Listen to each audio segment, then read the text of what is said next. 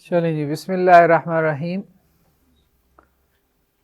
ہم اسلامی نظریہ حیات کا مطالعہ کر رہے ہیں، تو آج ہمارا اس سلسلے کا تیسرا سبق ہے۔ ہم نے کہا تھا اس میں ہم کچھ موضوعات کا مطالعہ کریں گے۔ ابھی تو یہ مقدمہ تھا جو ہم نے 2 لیکچرز میں سمیٹا ہے اصل مبحث میں داخل ہونے کے لیے، ٹھیک ہے۔ یہ جو سامنے 2-2.5 لائنیں آپ کو نظر آ رہی ہیں، اب ہم تھوڑی سی دوڑ لگائیں گے پھر ہیں۔ سب سے پہلی بات کیا ہے؟ مبدا اور معاد۔ دیکھیں، ہم نے اصل میں اس وقت دنیا میں جتنی سوچیں چل رہی ہیں نا، سب کو سامنے رکھنا ہے۔ کسی نے یہ نام سنا ہے بیانیہ یا نریٹو، ٹھیک ہے، کہ آپ کا کیا نقطہ نظر ہے، بس اس طرح سے بیان کر دیں کہ سب کچھ اس میں آ جائے۔ تو بیسیکلی یہ جو اسلامی نظریہ حیات ہے کہ ہم زندگی کے مختلف شعبوں کو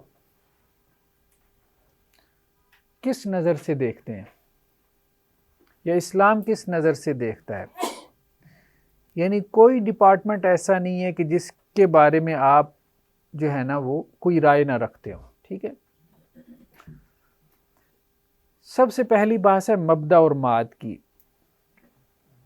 alpha and omega, entry and exit.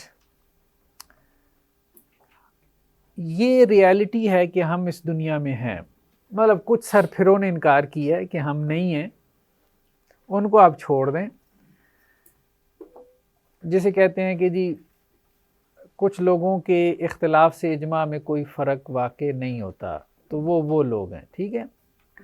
تو انسانوں کا اجماع ہے، صرف مسلمانوں کا نہیں، تمام انسانوں کا اجماع ہے کہ ہم اس دنیا میں ہیں، ٹھیک ہے، ہمارا وجود ہے۔ اب سوال یہ پیدا ہوا کہ کہاں سے آئے ہیں، یہ جو پلینٹ ارتھ ہے، کہاں سے ہم نے انٹری ماری ہے اور کہاں ہم نے ایگزٹ کرنا ہے۔ تو ہم نے کہا تھا کہ سائنس والے یا اہل سائنس، آج کل جن لوگوں کا وہاں پہ غلبہ ہے، وہ یہ کہتے ہیں کہ جی یہ ایک ایکسیڈنٹ ہے، حادثہ ہوا ہے، ٹھیک ہے، اتفاق سے ہم وجود میں آ گئے۔ لیکن اہل اسلام کا کہنا یہ ہے کہ ایسا نہیں، ٹھیک ہے، یہ اللہ کا ایک گرینڈ پلان ہے، جسے ہم تقدیر بھی کہتے ہیں، جو لوح محفوظ میں لکھی ہوئی ہے۔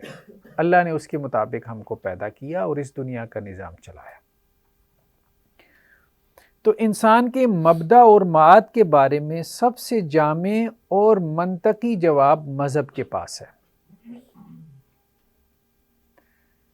انسان اس دنیا میں کہاں سے آیا اور کہاں جا رہا ہے، اس کے کتنے جواب ہیں؟ ہاں، ابھی تک اس سوال کے 3 جواب آئے ہیں، کوئی چوتھا جواب ہے ہی نہیں۔ بات سمجھ رہے ہیں؟ اب ایتھیسٹ سے اسی طرح سے بات کرنی ہے۔ بھائی یہ 3 جواب آئے ہیں، تو ان 3 میں سے چوتھا آپشن تو ہے کوئی نہیں، تو اب 3 میں سے ہی ہم نے کوئی اختیار کرنا ہے نا۔ تو ہمارا کلیم یہ ہے کہ یہ جو 3 جواب آئے ہیں اس سوال کے، ان میں سب سے جامع، کمپریہنسو اور سب سے منطقی، لاجیکل جواب مذہب کا ہے۔ کویشچن کے 3 جواب آ گئے، تینوں کو ہم نے جب کمپیریزن کیا تو سب سے بہترین جواب مذہب کا ہے۔ کس اعتبار سے بہترین ہے؟ ایک تو وہ کمپریہنسو ہے۔ کمپریہنسو کا مطلب یہ ہوتا ہے، جامع کا مطلب یہ ہے کہ اس نے پورا جواب دیا، اس کا جواب آدھا نہیں ہے۔ سائنس والے، ان کا جواب کیا ہے؟ آدھا ہے۔ انسان کہاں سے آیا؟ جی ایوولوشن ہوا، ایوولوشن ہوا، ٹھیک ہے بھائی، مان لیا ایک سیل سے سارا ایوولوشن ہوا، ارتقاء، وہ ایک سیل کہاں سے آ گیا تھا کوئی پتہ نہیں۔ اچھا، یہ زمین و آسمان کیسے وجود میں آئے؟ بگ بینگ ہوا، اچھا بگ بینگ میں وہ انیشیل سنگولیرٹی کہاں سے آ گئی تھی؟ کوئی پتہ نہیں، ٹھیک ہے۔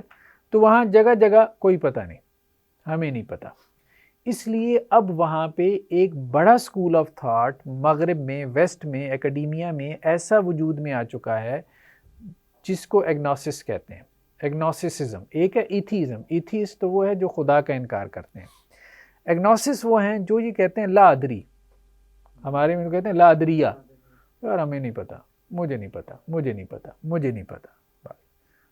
اب یہ لوگ وجود میں آ چکے ہیں. تو اس کی وجہ یہی ہے کہ جواب انکمپلیٹ ہے. ٹھیک ہے، جو وہ جواب دے رہے ہیں وہ اد پچتا ہے. ٹھیک ہے، اس سے آپ کی تشفی نہیں ہو رہی، آپ کو بات سمجھ ہی نہیں آ رہی. تو مذہب کا جواب اس پہلو سے بہتر ہے کہ وہ کمپریہنسو ہے، جامع ہے، پوری بات سمجھ میں آ جاتی ہے. دوسری بات یہ ہے کہ مذہب کا جواب لاجیکل ہے، ان کا جواب لاجیکل نہیں ہے. بہت سارے مقامات پہ جا کے وہ کیا کرتے ہیں، اپنے ہاتھ اٹھا دیتے ہیں، ہمیں نہیں پتا اس کی کیا لاجک ہے. ہم نے کہا نا انیشیل سنگولیرٹی، اتنا چھوٹا سا نقطہ آپ نے پڑھا تھا نا، اس سے وہ پھیلا ہے اور اتنی بڑی کائنات بن گئی. لاجیکل ہے، انسانی دماغ تو نہیں مانتا. ٹھیک ہے، تو یہ حیات جو ہے یہاں پہ جو لائف ہے یہ ایک ایکسیڈنٹ ہے، بائی ایکسیڈنٹ ہے. انسانی دماغ اس کو نہیں قبول نہیں کرتا، مانتا نہیں. ہاں کریٹر ہے، اس نے پیدا کیا ہے، بات سمجھ میں آتی ہے. ہم یہ نہیں کہہ رہے کہ مذہب کے بیانیے پہ جو مذہب نے جواب دیا اس پہ کوئی آبجیکشن نہیں ہے. اس پہ آبجیکشن اور سوالات ہیں، لیکن ہم نے دو باتیں کہی ہیں. ایک وہ کمپریہنسو ہے، جامع ہے، ہر سوال کو اس نے ایڈریس کر دیا مذہب نے.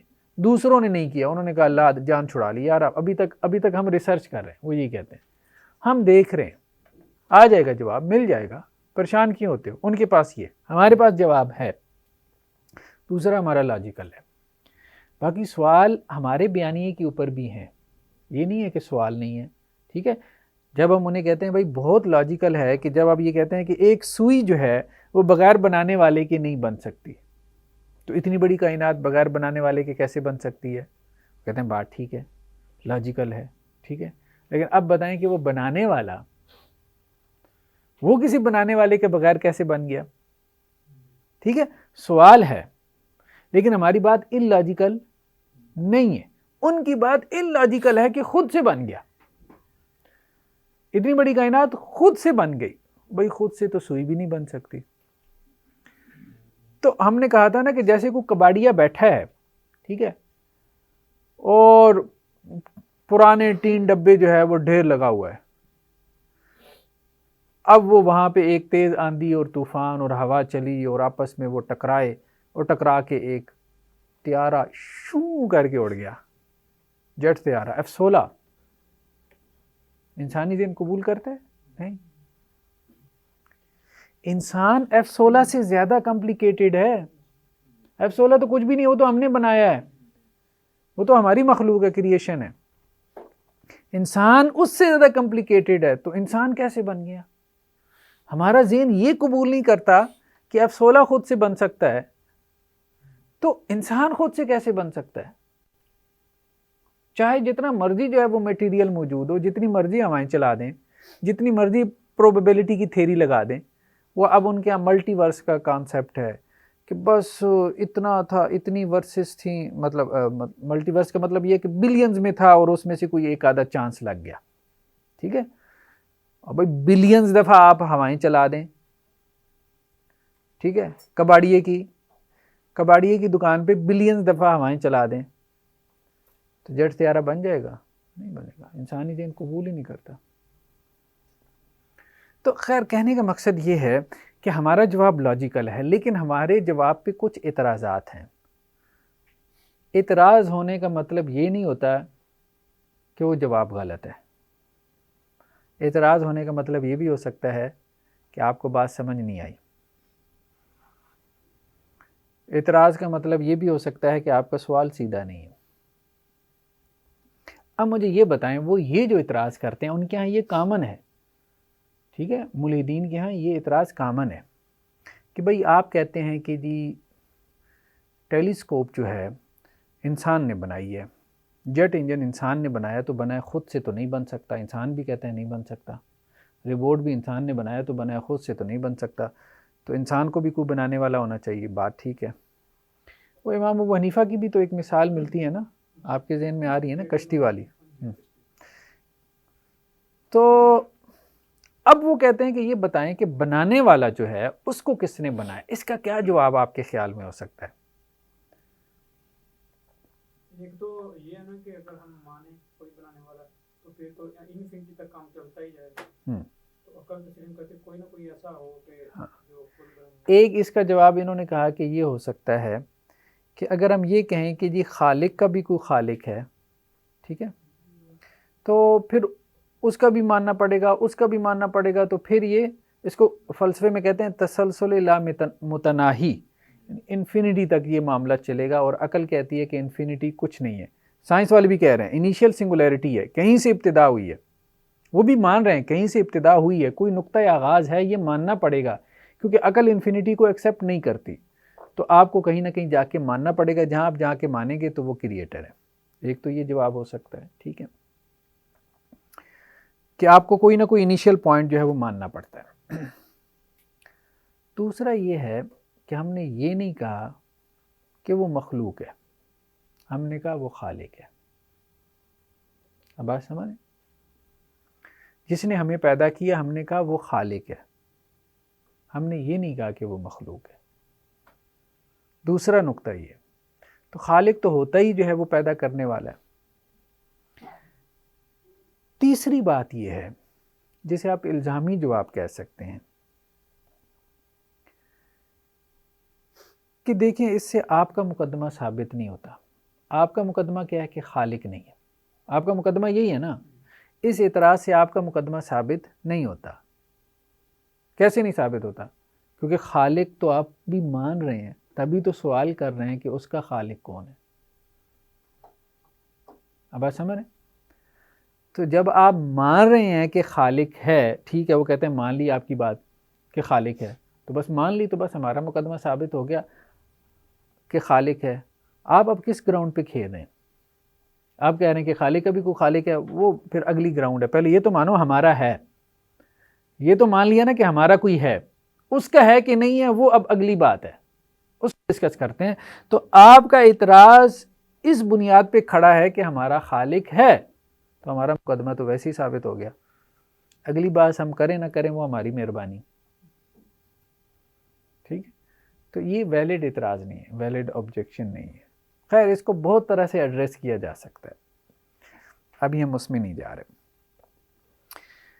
ہم صرف یہ کہہ رہے ہیں کہ مبدا اور معاد کے بارے میں، یعنی ابتدا اور انتہا کے بارے میں، انٹری اور ایگزٹ کے بارے میں، کہ انسان کہاں سے آ گیا، مریخ سے ٹپک پڑا ہے اس دنیا میں، بارش کے قطروں کی طرح نیچے آیا ہے، کہاں سے آیا ہے، ٹھیک ہے، اور جب نکلتا ہے تو کہاں چلا جاتا ہے۔ وہ ہندو کہتے ہیں نا 7 جنم ہے، واپس پھر آ جاتا ہے، ٹھیک ہے، روح کتے بلے میں آ جاتی ہے، پھر جاتا ہے، پھر واپس آ جاتا ہے، گھومتا ہی رہتا ہے۔ تو ہر ایک کے اپنے اپنے نقطۂ نظر ہیں، ٹھیک ہے۔ تو ایگزٹ کہاں ہو رہی ہے؟ تو اس میں جتنے بھی جواب ہمارے پاس ہیں اس میں سب سے کمپریہنسو اور لاجیکل جواب جو ہے وہ مذہب کا ہے، ٹھیک ہے۔ یہ 2 باتیں، یہ 2 لفظ یاد رکھنے ہیں، جامع اور منطقی جواب۔ باقی وحدت الوجود والوں نے کیا جواب دیا آپ کو پتہ ہی ہے، وہ جواب کیا جواب ہے بھئی، ہے ہی نہیں، اس کو تو چھوڑے نا، ہم نے کہا اس کو تو سائڈ پہ کر دیں۔ ازل سے اب جو مذہب نے جواب دیا وہ کیا ہے، ٹھیک ہے، مذہب نے جواب دیا وہ کیا۔ اب یہ مطلب ہمیں جواب پڑھانا چاہیے اپنے بچوں کو، اور خاص طور پہ وہ بچے جنہیں ہم اسکول میں، کالجز میں، یونیورسٹیز میں سائنس پڑھا رہے ہیں، تاکہ ان کے ذہن میں ہو کہ بھائی اصل میں تو اللہ نے ہمیں دنیا میں کس طرح سے بھیجا اور کس مقصد سے بھیجا۔ تو ازل سے خالق تھا اور اس کے ساتھ کچھ بھی نہ تھا، ٹھیک ہے۔ اچھا آپ کو میں ویسی جو ہے نا یہ یہاں پہ یہ اصل میں متن ہے کتاب کا، یہ والا جو ہے، ٹھیک ہے، یہ کتاب کا متن ہے، اور یہ اس طرف میں نے اسی کی کاپی نا اس میں حواشی کھول لی ہے، ٹھیک ہے۔ سائنس کا تو ویسے یہ موضوع نہیں ہے، سائنس کا موضوع ہے ہی نہیں، ٹھیک ہے، مبدا اور معاد، اور فلسفہ، عمرانیات، نفسیات، بیالوجی، علم الانسان، علم الآثار، آرکیالوجی اور نظریاتی فزکس کے جمیع بیانیوں میں انسان کے مبدا اور معاد کے سوال کے بارے اتنا جواب موجود نہیں ہے جتنا آسمانی مذاہب میں سے کسی ایک مذہب کے بیان میں موجود ہے. ٹھیک ہے, وہی بات ہم نے کہی جامع ہے. علامہ عظیم انسانی اور عمرانی علوم میں ایسے نظریات موجود ہیں کہ انسان خود ہی مذہب اور خدا دونوں کا خالق ہے، لیکن ان جمیع نظریات کے حق میں سائنسی و روایتی شواہد موجود نہیں ہیں. یہ بہت اہم بات آ گئی. ہیومینٹیز اور سوشل سائنسز میں کچھ ایسے سبجیکٹس ہیں جو یہ کہتے ہیں کہ مذہب جو ہے یہ خدا نے نہیں دیا، یہ انسان نے خود گھڑا ہے. ٹھیک ہے، اور وہ یہ کہتے ہیں یہ جو خدا کا کانسیپٹ ہے یہ بھی انسان نے خود گھڑا ہے. جیسے ایک وہ برطانوی رائٹر بھی ہے کیرن آرمسٹرانگ، اس کی کتاب ہے ہسٹری آف گاڈ، خدا کی تاریخ، اس کا ترجمہ بھی ہو چکا ہے. خدا کی تاریخ، اس کا کہنا یہ ہے کہ یہ اصل میں انسانوں کے بنائے ہوئے خدا ہیں. ٹھیک ہے، کسی نے کہا خدا یہ ہے، کسی نے کہا یہ، ہندوؤں نے کہا یہ ہے، مطلب انہوں نے 35 ملینز بنا لیے. عیسائیوں نے کہا یہ ہے، انہوں نے 3 خدا بنا لیے. اور یہودیوں نے کہا خدا ایسا ہوتا ہے، مسلمانوں نے کہا یہ. تو اس نے کیا کیا، مذاہب میں جو خدا کے کانسیپٹ کے بارے میں اختلاف تھا اس نے وہ سارا جمع کر دیا اور کمپیریزن کر کے کہا دیکھیں جی خدا ان کا اپنا اپنا ہے، اس کا مطلب یہ نکلا کہ ان کا گھڑا ہوا ہے. اب بات سمجھ رہے ہیں؟ دوسرا ایک اور کام بھی کیا جو مطلب خطرناک ہے، لیکن بہت آسانی سے ہم اس کو ریفیوٹ کر سکتے ہیں، رد کر سکتے ہیں. کیرن آرمسٹرانگ پہلے وہ نن تھی، مطلب نن سمجھتے ہیں نا، یہ جو کرسچینٹی میں وہ عورتیں جو اپنے آپ کو وقف کر دیتی ہیں. ٹھیک ہے، اس کے لیے کلیسا کے لیے. ٹھیک، ہاں، راہبہ. ٹھیک، اچھا ترجمہ. تو اس نے یہ کہا کہ ایوولوشن ہوا ہے. جیسے ہندو مت میں ملینز آف گاڈز تھے، گاڈز، دیوی دیوتا. اب یہ ہر چیز میں چونکہ ایوولوشن کو انہوں نے مان لیا نا، ہر چیز میں انہوں نے ایوولوشن نکال لیا. بات سمجھ رہے ہیں آپ؟ خدا میں بھی انہوں نے تصور خدا میں ایوولوشن نکال لیا. پھر کہتے ہیں کرسچینٹی آئی. ٹھیک ہے، ہندو مت تقریباً اس کا جو ٹائم پیریڈ بنتا ہے یہ جو 1500 کی BC نون ہسٹری کے اندر، 1500 قبل مسیح. پھر یہ کہتے ہیں کہ جی، یا اس سے پہلے بھی بت پرستی عام تھی، زیادہ خدا ہوتے تھے. پھر یہ کہتے ہیں جی کرسچینٹی آ گئی، تو انہوں نے کہا یار اتنے کیا کرنا ہے، 3 کافی ہیں. ٹھیک ہے، پھر اسلام آ گیا، اسلام نے کہا یار 3 بھی زیادہ ہے، 1. تو یہ لاکھوں سے 1 تک پہنچے. اس نے یہ ایوولوشن دکھایا کہ تصور خدا میں، کانسیپٹ آف گاڈ میں ایوولوشن ہوا ہے. اب ہم یہ کہہ رہے ہیں کہ یہ جو اس کا نقطہ نظر ہے، یہ اس کے حق میں سائنسی شواہد موجود نہیں ہیں اور روایتی شواہد بھی نہیں ہیں. سائنسی شواہد کسے کہیں گے؟ اب یہ آپ کے لیے لفظ ہیں، لیکن ہم اس کو کھولیں گے نا تو یہ محض لفظ نہیں ہے. سائنسی شواہد کیا ہے، روایتی شواہد کیا ہوتے ہیں؟ سائنسی شواہد سے مراد آرکیالوجی. آرکیالوجی کا علم کسے کہتے ہیں؟ علم الآثار. اللہ تعالیٰ نے قرآن میں ذکر کیا پچھلی قوموں کا اور کہا کہ دیکھو جا کے، اور اہل مکہ کو بھی کہا کہ تم ان کی قوموں، ان کی بستیوں کے قریب سے گزرتے ہو، عبرت حاصل کرو. تو پرانے قدیم شہروں کی کھدائی، زلزلے آئے، ٹھیک ہے، سیلاب آ گئے، قومیں زمین کے نیچے، شہروں کے شہر نیچے دب گئے. اب ان کی کھدائی کی جاتی ہے، نکالا جاتا ہے. ٹھیک ہے، وہ شہروں کے شہر نکل آتے ہیں، وہ کیسے رہتے تھے، ان کا کلچر کیا تھا. ٹھیک ہے، ان کی روایتیں کیا تھیں، وہ کون سے برتن استعمال کرتے تھے، کون سی ہتھیار ان کے ہوتے تھے، ان کے نظریات کیا تھے. یعنی بت وغیرہ نکلتے ہیں تو اس سے پتہ چلتا ہے. تو یہ سب اس کو کہتے ہیں آرکیالوجی. تو علم آرکیالوجی یہ کہتی ہے کہ شروع میں توحید تھی. آرکیالوجی جو ہے اس کے جو فیکٹس ہیں وہ یہ بتاتے ہیں کہ بت پرستی نہیں تھی، توحید تھی. توحید سے بت پرستی کا آغاز ہوا ہے. اس پہ ہم انشاءاللہ پھر کسی وقت میں گفتگو کرتے ہیں۔ دوسرا جو ہے روایتی شواہد۔ روایتی شواہد سے مراد کیا ہے؟ تاریخ، ہسٹری۔ تو ہسٹوریکل فیکٹس بھی یہی بتاتے ہیں ہمیں کہ پہلے توحید تھی، پھر اس کے بعد جو ہے وہ بت پرستی آئی ہے۔ یعنی یہ کہتے ہیں کہ بت پرستی سے توحید تک انسان پہنچا، ارتقاء ہوا ہے۔ جب آپ سائنسٹیفکلی یہ ثابت کر دیں گے، علم تاریخ سے یہ ثابت کر دیں گے، علم الاثار سے، کہ پہلے کیا تھا؟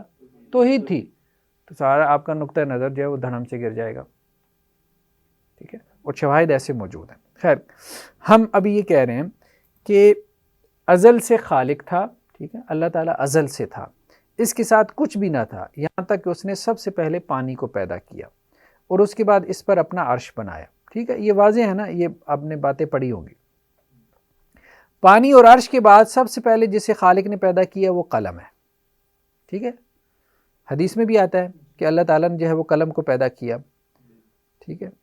اچھا، اس کے بعد جو ہے ان اول ما خلق اللہ القلم، سنن ابی داؤد کی روایت ہے کہ اللہ نے سب سے پہلے قلم کو پیدا کیا اور اسے کہا کہ لکھو۔ اس نے کہا میں کیا لکھوں؟ تو اللہ تعالیٰ نے کہا کہ ہر چیز کی تقدیر لکھو قیامت قائم ہونے تک، ٹھیک ہے؟ اور اسے پیدا کرنے کے بعد خالق نے اسے قیامت تک جو کچھ ہونے والا تھا اس کے لکھنے کا حکم دیا، ٹھیک ہے؟ اور اس لکھی ہوئی کو ہم تقدیر کے نام سے جانتے ہیں۔ اس کے بعد خالق نے زمین، پہاڑوں، 7 آسمانوں، ستاروں اور دیگر مخلوقات کو 6 دنوں میں پیدا کیا۔ یہی ہے نا قرآن میں، ٹھیک ہے؟ وَالَّذِي خَلَقَ لَكُم مَا فِي الْأَرْضِ جَمِيعًا ثُمَّ اسْتَوَىٰ إِلَى السَّمَاءِ فَسَوَّاهُنَّ 7 سماوات، ٹھیک ہے؟ تو بعض مقامات پہ 6 دنوں کا بھی ذکر ہے۔ اور اپنے عرش پر مستوی ہوا۔ خالق اور مخلوق کا باہمی تعلق عبد و معبود کا ہے، نہ کہ وہم و خیال یا عکس و ضلال کا، ٹھیک ہے؟ خالق اور مخلوق کا باہمی تعلق جو ہے، اللہ تعالیٰ نے کیا بیان کیا؟ الم تر ان اللہ یسجد لہ من فی السماوات و من فی الارض۔ تو خالق اور مخلوق کا باہمی تعلق عبد و معبود کا ہے، ٹھیک ہے؟ کہ ہم عبد ہیں، وہ معبود ہے۔ یہ ہمارا اور اللہ کا تعلق ہے، نہ کہ یہ کہ ہم اس کا خیال ہے، ٹھیک ہے؟ اب بات سمجھ ہے نا؟ وہی، اور نہ یہ کہ ہم اس کا کوئی عکس اور سایہ ہے، ٹھیک ہے؟ اصل میں ہم اس کے کیا ہیں؟ بندے ہیں، اس کی مخلوق ہیں۔ وَمَا أَرْسَلْنَا مِن قَبْلِكَ مِن رَّسُولٍ إِلَّا نُوحِي إِلَيْهِ أَنَّهُ لَا إِلَٰهَ إِلَّا أَنَا فَاعْبُدُونِ۔ ہر نبی اور رسول نے کیا دعوت دی؟ کہ اللہ کے سوا کوئی معبود نہیں، اور اللہ یہ کہتا ہے کہ میری عبادت کرو۔ تو اصل تعلق جو ہے ہمارا اور خالق کا عکس و ضلال کا نہیں ہے، خیال کا نہیں ہے کہ ہم اس کا کوئی خیال ہے، ٹھیک ہے؟ جیسے وحدت الوجود والے کہتے ہیں، یا جیسے وحدت الشہود والے کہتے ہیں کہ ہم اس کا عکس ہیں۔ اصل تعلق ہمارا کیا ہے کہ ہم اس کی مخلوق ہیں، اور مخلوق ہونے کے ناطے ہم اس کے بندے ہیں، اور ہم سے اس نے مطالبہ کیا ہے کہ ہم اس کی عبادت کریں۔ اب اللہ تعالیٰ اپنے خیال سے کہے گا کہ میری عبادت کرو، ٹھیک ہے؟ اپنے آپ سے کہے گا کہ میری عبادت کرو، ٹھیک ہے؟ اس دنیا میں انسان کا وجود کسی اتفاق سے یا حادثے کا نتیجہ نہیں، ٹھیک ہے؟ یہی بات جو ہم نے پہلے پڑھ لی ہے کہ سائنس والے کیا کہتے ہیں کہ حادثے کا نتیجہ ہے، ٹھیک؟ بلکہ خالق وحدہ لا شریک کی ایک بامقصد تخلیق کا ظہور ہے۔ ہم اللہ کی تخلیق ہیں اور بامقصد تخلیق ہے۔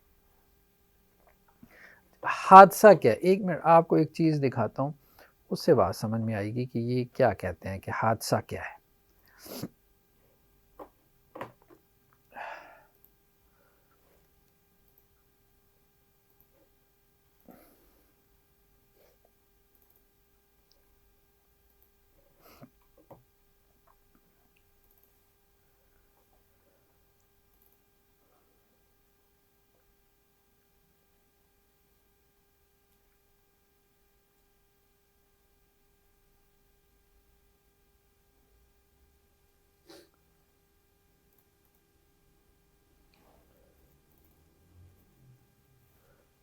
اس میں نہیں ہے، تھیزم پہ لیکچر تھا۔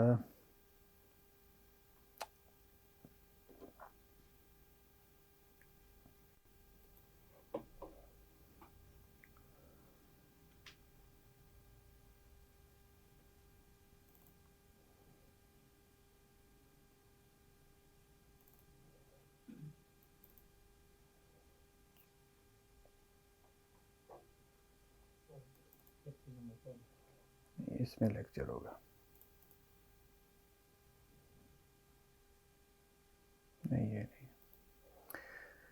اچھا وہ سلائیڈ ابھی میں نہیں نکال سکا. ایک منٹ.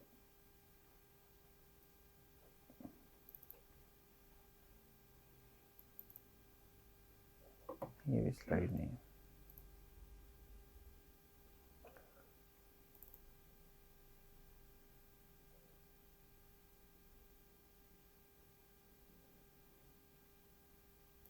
چلیں باہر لوگوں میں بعد میں آپ کو کسی وقت دکھاتا ہوں. وہ سلائیڈ اہم ہے. ٹھیک ہے. مصفی ارشد کا مطلب یہ سوال ہوتا ہے جی اللہ کا عرش پر مصفی ہونے کا. اس کے بارے میں ہم لوگ کیسے کل کریں گے؟ دیکھیے اصل بات تو یہ ہے کہ جب آپ ہاں یہ سارا بیانیہ یہی ہے. یہ جو ہم پڑھ رہے ہیں نا یہ سارا یہی ہے. یہ سٹیپ بائی سٹیپ ہے. خالق ہونے کا اب وہ قائل ہو گیا. اب آپ نے اگلی بات اس کے ساتھ کیسے کرنی ہے. ٹھیک ہے یہ بات وہی ہے.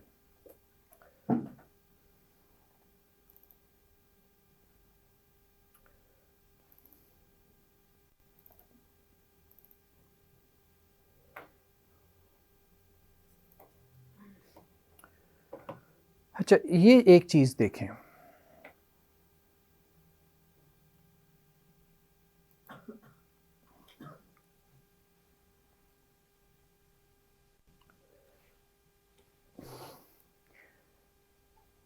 یہ وہ بت ہیں جو دنیا کی قدیم ترین تہذیب میں ملے.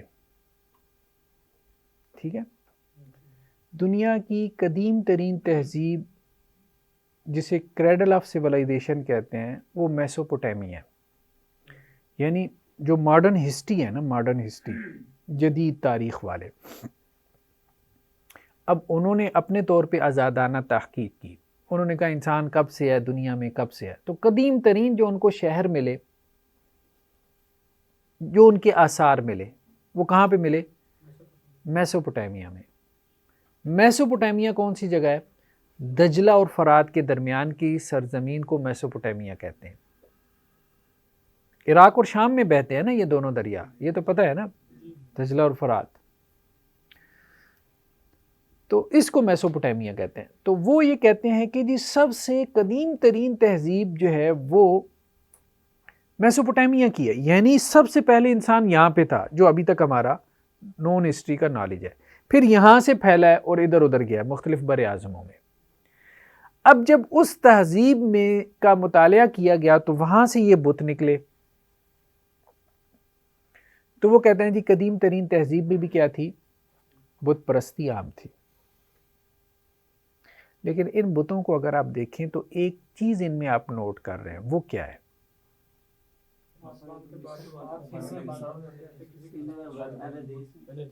ہاں اہل حدیث ہیں. یہ اچھا جواب ہے. تو ان بتوں کے ہاتھ بندھے ہوئے ہیں. ٹھیک ہے. بت اگر خدا ہے یعنی اگر وہ ان کو خدا سمجھ کے ان کی پرستش کر رہے تھے تو خدا کے ہاتھ بندھے ہو سکتے ہیں. یعنی جس کو وہ خدا سمجھ رہے ہیں اس کے ہاتھ وہ باندھ سکتے ہیں. ہاتھ باندھنے کا مطلب کیا ہوگا؟ وہ خود کسی کا فرما بردار ہے. ٹھیک ہے. یہ وہی بات ہے جو حضرت عبداللہ ابن عباس رضی اللہ عنہ کی روایت میں ہمیں ملتی ہے. انہوں نے کہا تھا کہ یہ جو قوم نوح کے بت تھے ود سوا یعوق یعوث نصر ٹھیک ہے یہ اصل میں ان میں نیک لوگ تھے اللہ کے فرما بردار لوگ تھے. جب وہ چلے گئے تو لوگوں نے ان کی یاد میں ان کی تصویریں بنا لی. بعد میں یہ ہوا کہ انہوں نے دیکھا دھوپ سے بارش کے پانی سے یہ تصویریں جو ہے وہ مٹ جاتی ہیں. یعنی چوراہوں پہ لٹکائی تھی نا. تو اب انہوں نے ان کے بت بنا لیے. تو اس طرح سے قوموں میں بت پرستی کا آغاز ہوا. ٹھیک ہے. تو یہ روایت اور یہ آرکیالوجی کے آثار ایک دوسرے کو سپورٹ کر رہے ہیں کہ وہ روایت بھی درست کہہ رہی ہے کہ بت پرستی کا آغاز کیسے ہوا کہ لوگ توحید سے بت پرستی کی طرف کیسے آئے.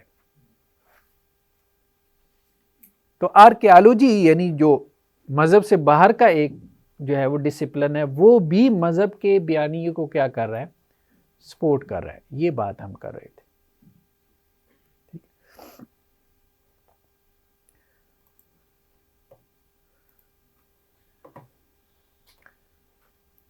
تو دوسرا ہم نے یہ بات کہی تھی کہ یہ جو معاملہ ہے خدا پر ایمان کا، ٹھیک ہے، تو اب اس میں دیکھیں کہ سولر سسٹم کو آپ، ٹھیک ہے، کہ اس سولر سسٹم میں جو ہم نے سائنسٹسٹ کے جو ہم نے اقوال پڑھے تھے کہ وہ کیا کہتے ہیں، نہیں آ رہا،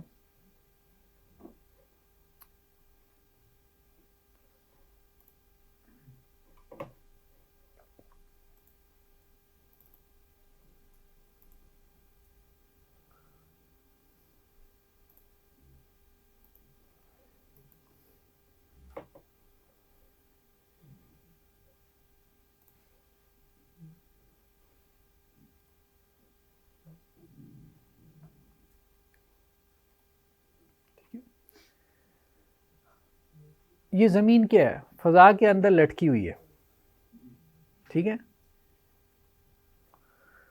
سورج ہے، سورج کے ارد گرد کچھ سیارے کیا ہیں، گھوم رہے ہیں، یعنی ہم فضا میں ایک لٹکی ہوئی بال کی طرح ہے. اور سائنسٹسٹ کے جو اقوال ہم نے پڑھے تھے بڑے بڑے، تو وہ یہ کہتے تھے کہ یہ یہاں پر کیوں ہے، یہ زمین یہاں پہ کیوں نہیں ہے، یا آگے اس جگہ کیوں نہیں ہے، کیونکہ اگر یہ یہاں پر ہوتی آگے آ جاتی، ہاں گرم ہو جاتی، زندگی ممکن نہیں تھی، پیچھے چلی جاتی پھر بھی زندگی ممکن نہیں تھی. تو یہ یہاں ہی کیوں ہے، یہ بہت اہم کویسچن ہے. تو یہ اتفاق اور حادثہ نہیں ہو سکتا. اسی طرح اس پکچر میں آپ دیکھیں، یہ آپ دیکھ رہے ہیں، یہ ایک گلیکسی ہے، اس کو کہکشاں کہتے ہیں. یہ جو گول دائرہ ہے یہ سٹارز ہیں، یہ درمیان میں ان کا جھرمٹ ہے، ٹھیک ہے. یہاں ایک چھوٹا سا نقطہ ہے، پتہ نہیں نظر آ رہا ہے کہ نہیں، ریڈ کلر کا، ٹھیک ہے، یہ آپ کی زمین ہے. یہ ایک گلیکسی ہے، اس میں یہ آپ کی زمین ہے. اور ایسی بلینز آف گلیکسیز ہیں، اربوں ایسی گلیکسیز، پوری اربوں ہیں، اور ان میں کہیں پہ بھی لائف نہیں ہے، صرف اس ایک نقطے پہ ہے. جی ہاں سولر سسٹم ہے، بلکہ آپ کا یہ زمین بھی نہیں ہے، بلکہ پورا سولر سسٹم ہے. یہ نقطہ زمین بھی نہیں ہے، پورا سولر سسٹم ہے. ایسے ہی ہے. خیر بہرحال ہم آگے چلتے ہیں کہ یہ دیکھیں، یہ اس کو اس طرح سے بنانا کہ یہ چانس ہے، تو یہ مطلب بات سمجھ میں آنے والی نہیں ہے. اچھا، ایک تو یہ ہم نے سمجھا یہاں پہ کہ اللہ تعالیٰ نے انسان کو کیسے پیدا کیا اور اس میں مذہب کا بیانیہ کیا ہے، ٹھیک ہے. ہم نے کہا تھا کہ یہ بیانیہ صرف ہمارا اسلام کا نہیں ہے، بلکہ یہ بیانیہ ہمیں دوسرے کتابوں میں بھی ملتا ہے. ابھی ہم پہلے یہ اپنا یہ جو کتاب و سنت ہے اس کو دیکھ لیں، پھر ہم بائبل کا دیکھتے ہیں.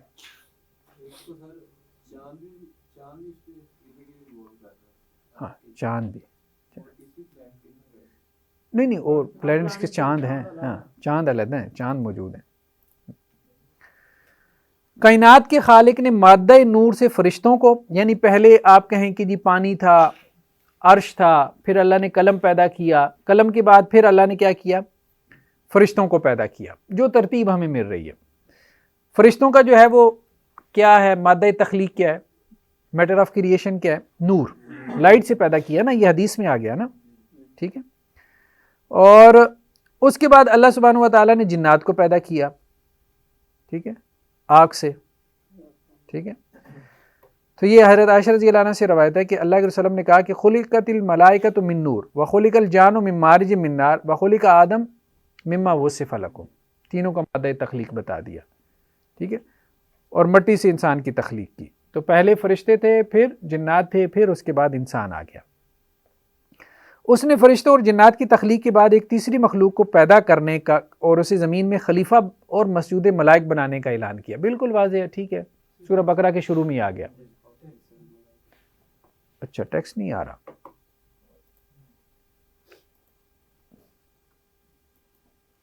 اچھا کیا بتا دیا.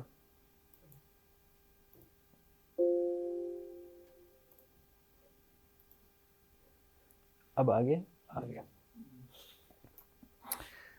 تو کائنات کے خالق نے مادہ نور سے فرشتوں، آگ سے جنات اور مٹی سے انسان کی تخلیق کی. اس نے فرشتوں اور جنات کی تخلیق کے بعد ایک تیسری مخلوق انسان کو پیدا کرنے اور اسے زمین میں خلیفہ اور مسجود ملائک بنانے کا اعلان کیا. ٹھیک ہے، اللہ تعالیٰ نے آدم کو خلیفہ بنانے کا اعلان کیا تھا یا انسان کو؟ انسان کو. صحیح رائے یہی معلوم ہوتی ہے. اس کی وجہ یہ ہے کہ آگے تذکرہ ہے کہ وہ خون بہائے گا، یسفک الدماء. اور زمین کی مٹھی بھر مٹی کے گارے کا جوہر لے کر اپنے دونوں ہاتھوں سے پہلے انسان کا پتلا بنایا. ٹھیک ہے، تو اس کا بھی ذکر آتا ہے نا حدیث کے اندر کہ ان اللہ خلق آدم من قبضۃ قبضها من جمیع الارض، کہ اللہ نے ایک مٹھی بھر مٹی جو ہے وہ زمین سے لی، جس سے اللہ نے آدم کی تخلیق کی. اور یہ قرآن میں ہے نا کہ دونوں ہاتھوں سے پیدا کیا. ٹھیک ہے، دیکھیں نا، گارے کا جوہر سلالۃ من طین. ٹھیک ہے، ہر چیز کا نا آگے حاشیہ لگا ہوا. قال یا ابلیس ما منعک ان تسجد لما خلقت بیدی، جس کو میں نے اپنے دونوں ہاتھوں سے پیدا کیا. ٹھیک ہے، اپنے دونوں ہاتھوں سے پہلے انسان کا پتلا بنایا اور اسے جنت میں رکھا.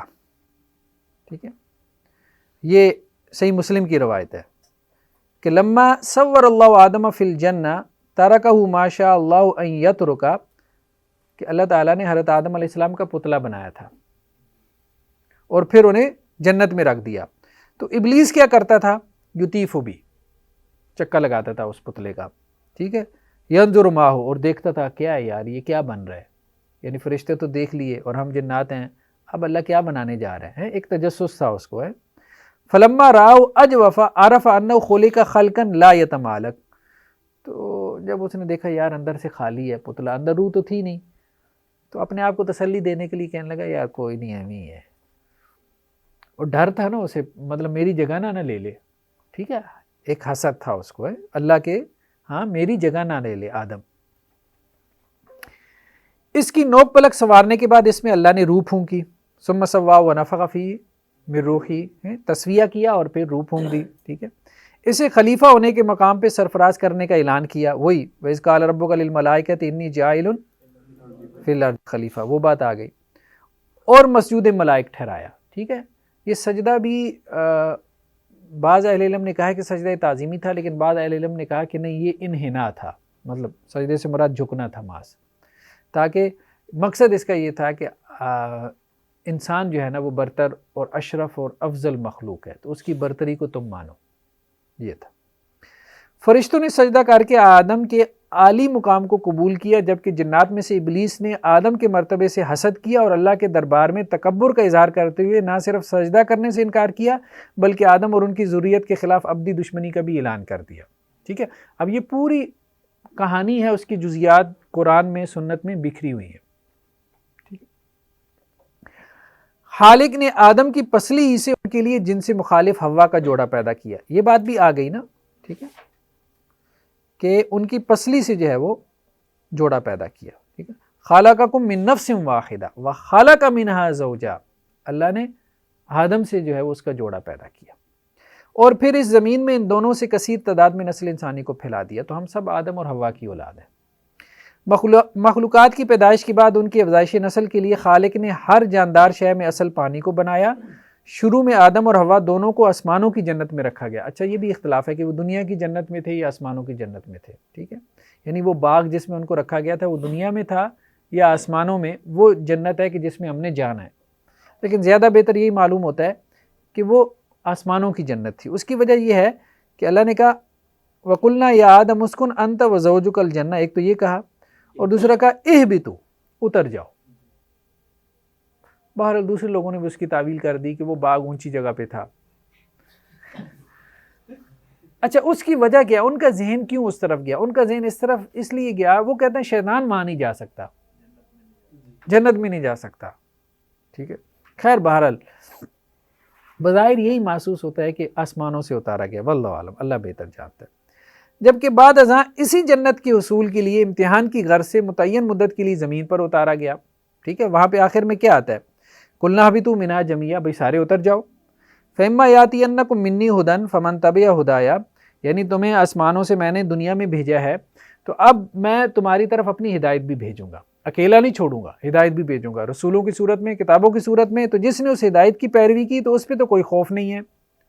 ہاں جنہوں نے میرے رسولوں کو اور کتابوں کو جھٹلا دیا تو وہ آگ والے ہیں، ٹھیک ہے. تو دنیا کے امتحان میں کامیابی اور ناکامی کے اعلان کے لیے آخرت کا دن مقرر کیا گیا، اور کامیاب لوگوں کے لیے ہمیشہ کی جنت کا وعدہ، اور ناکام کے لیے جہنم کی وعید سنائی گئی. انٹری ہماری ہوئی ہے، اوپر سے ہم نیچے آئے ہیں. کس طرح سے؟ ٹھیک ہے. اللہ تعالیٰ نے آدم اور حوا کو آسمانوں سے زمین پہ اتارا، ہم سب ان کی نسل اولاد ہیں، یہاں پھلی پھولی، اور ایگزٹ ہوگی جنت میں یا جہنم میں. آنے کا دروازہ ایک ہے، نکلنے کے دو ہے. یہ ہے انٹری اور ایگزٹ. اچھا آپ میں سے کسی نے بائبل پڑھی ہے کبھی؟ اچھا مطلب عام لوگوں کو تو نہیں پڑھنی چاہیے، لیکن یہ ہے کہ آپ لوگوں کو کم از کم جو ہے نا، آپ علماء ہیں نا، تو اس کو مطالعے میں رکھیں.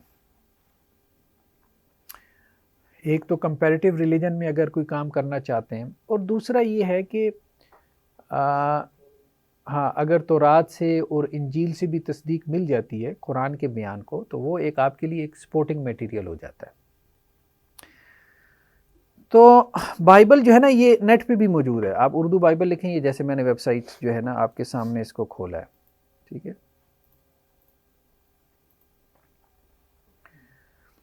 اب یہاں سے آپ جاتے ہیں، کچھ بھی آپ کھولیں، یہ پیدائش پہلا چیپٹر ہی ان کا کیا ہے؟ کریشن کا ہے، ٹھیک ہے. پیدائش، اس میں پہلا چیپٹر کھول لیں، ٹھیک ہے. تخلیق کا بیان، خدا نے ابتدا میں زمین و آسمان کو پیدا کیا. بائبل کیا ہے؟ مطلب پڑھیں، اس میں صحیح باتیں بھی ہیں جو جن کی قرآن تصدیق کرتا ہے، کچھ ایسی بھی ہوں گی کہ جو مطلب جن کی قرآن جو ہے وہ تصدیق نہیں کر رہا. اور زمین ویران اور سنسان تھی، اور گہراؤں کے اوپر اندھیرا تھا، اور خدا کی روح پانی کی سطح پر جنبش کرتی تھی. اور خدا نے کہا کہ روشنی ہو جائے، اور روشنی ہو گئی. اور خدا نے دیکھا کہ روشنی اچھی ہے، اور خدا نے روشنی کو تاریکی سے جدا کیا. اور خدا نے روشنی کو دن کہا اور تاریکی کو رات. اور شام ہوئی اور صبح ہوئی، سو پہلا دن ہوا. یعنی پہلے دن میں اللہ نے دن اور رات کو پیدا کیا. بائبل کا ایک بیان ہے، ٹھیک ہے. لیکن اصل بات کیا ہے کہ وہ نظریہ تخلیق کہ کوئی خالق ہے جس نے یہ سب کچھ بنایا ہے، وہی ہمیں بائبل میں بھی مل رہا ہے.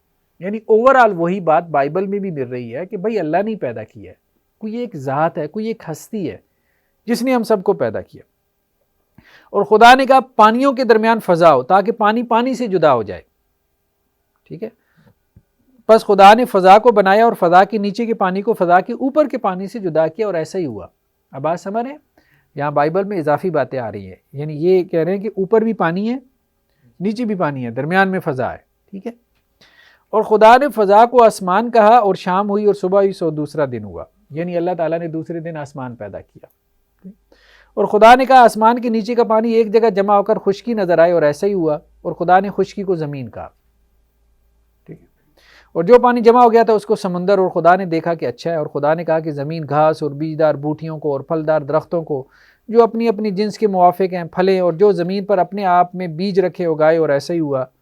تو آگے جو ہے نا یہ صبح ہوئی، شام ہوئی، تیسرا دن ہو گیا. یہ زمین کی پیدائش کا ذکر آ گیا، ٹھیک ہے.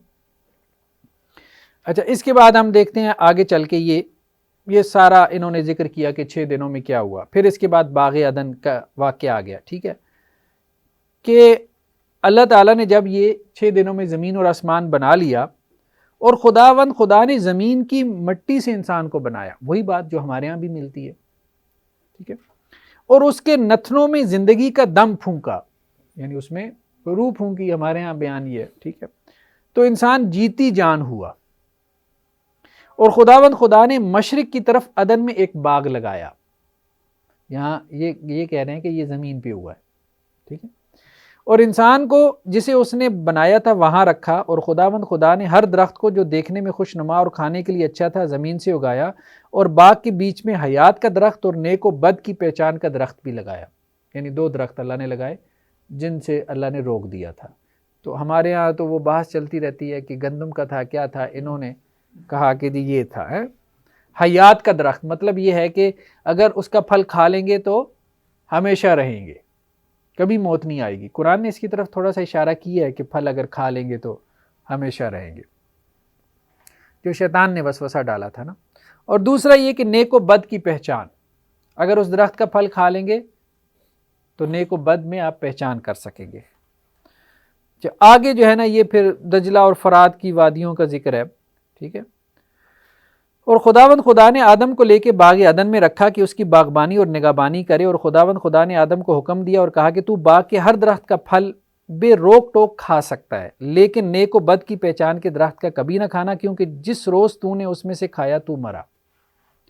اور خداوند خدا نے کہا کہ آدم کا اکیلا رہنا اچھا نہیں، میں اس کے لیے ایک مددگار اس کی مانند بناؤں گا. اور خداوند خدا نے کل دشتی جانور اور ہوا کے کل پرندے مٹی سے بنائے اور ان کو آدم کے پاس لایا کہ دیکھے کہ وہ ان کے کیا نام رکھتا ہے. اور آدم نے جس جانور کو جو کہا وہی اس کا نام ٹھہرا. وہی وَعَلَّمَ آدَمَ الْأَسْمَاءَ كُلَّهَا. ٹھیک ہے یہ 2 دفعہ خداوند خدا کیوں جی، ان کا ایک ان کا انداز ہے. بہرحال دوسرے جو تسلیس میں 2 خدا مانتے ہیں، اس کا بھی جو دونوں کا خدا ہوگا. نہیں یہاں یہ ان کا محاورہ ہے، یہ ان کا محاورہ ہے. ان کا محاورہ ہے. دشت صحرا کو کہتے ہیں. اور خداوند خدا نے آدم پر گہری نیند بھیجی اور وہ سو گیا، اور اس نے اس کی پسلیوں میں سے ایک کو نکال لیا، یعنی ایک پسلی نکال لی اور اس کی جگہ گوشت بھر دیا. اور خداوند خدا نے اس پسلی سے جو اس نے آدم میں سے نکالی تھی ایک عورت بنا کر اسے آدم کے پاس لایا. اور آدم نے کہا کہ یہ تو اب میری ہڈیوں میں سے ہڈی اور میرے گوشت میں سے گوشت ہے، اس لیے وہ ناری کہلائے گی کیونکہ وہ نر سے نکالی گئی. اس واسطے مرد اپنے ماں باپ کو چھوڑے گا اور اپنی بیوی سے ملا رہے گا اور وہ ایک تن ہوں گے. ٹھیک ہے. تو اب وہی باتیں ہمیں مل رہی ہیں کہ جی آدم کی پسلی سے اماں حوا کو پیدا کیا. آگے ذکر بھی آ جائے گا کہ ان کا نام جو ہے وہ حوا تھا. ٹھیک ہے.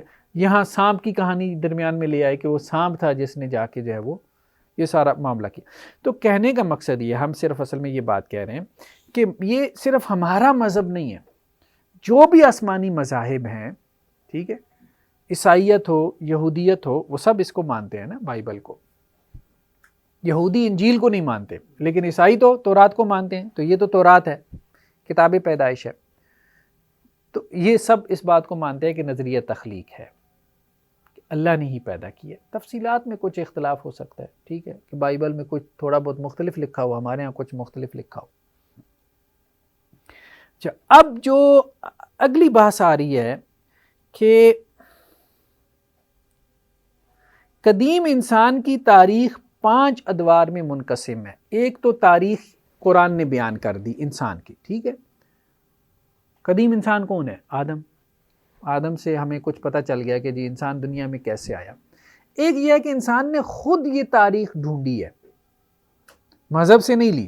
اس نے کہا بھی مذہب کو تو سائڈ پہ رکھو نا، وہ تو ہم نہیں مانتے. ابھی ہم ان کی بات کر رہے ہیں، دوسرے بیانیے والوں کی. ٹھیک ہے، جو ایوولوشن کے قائل ہیں. انہوں نے جو تاریخ کو ڈھونڈا ہے تو انہوں نے تاریخ کو 5 ادوار میں تقسیم کیا ہے. وہ اپنے اعتبار سے تقسیم کرتے ہیں. ٹھیک ہے.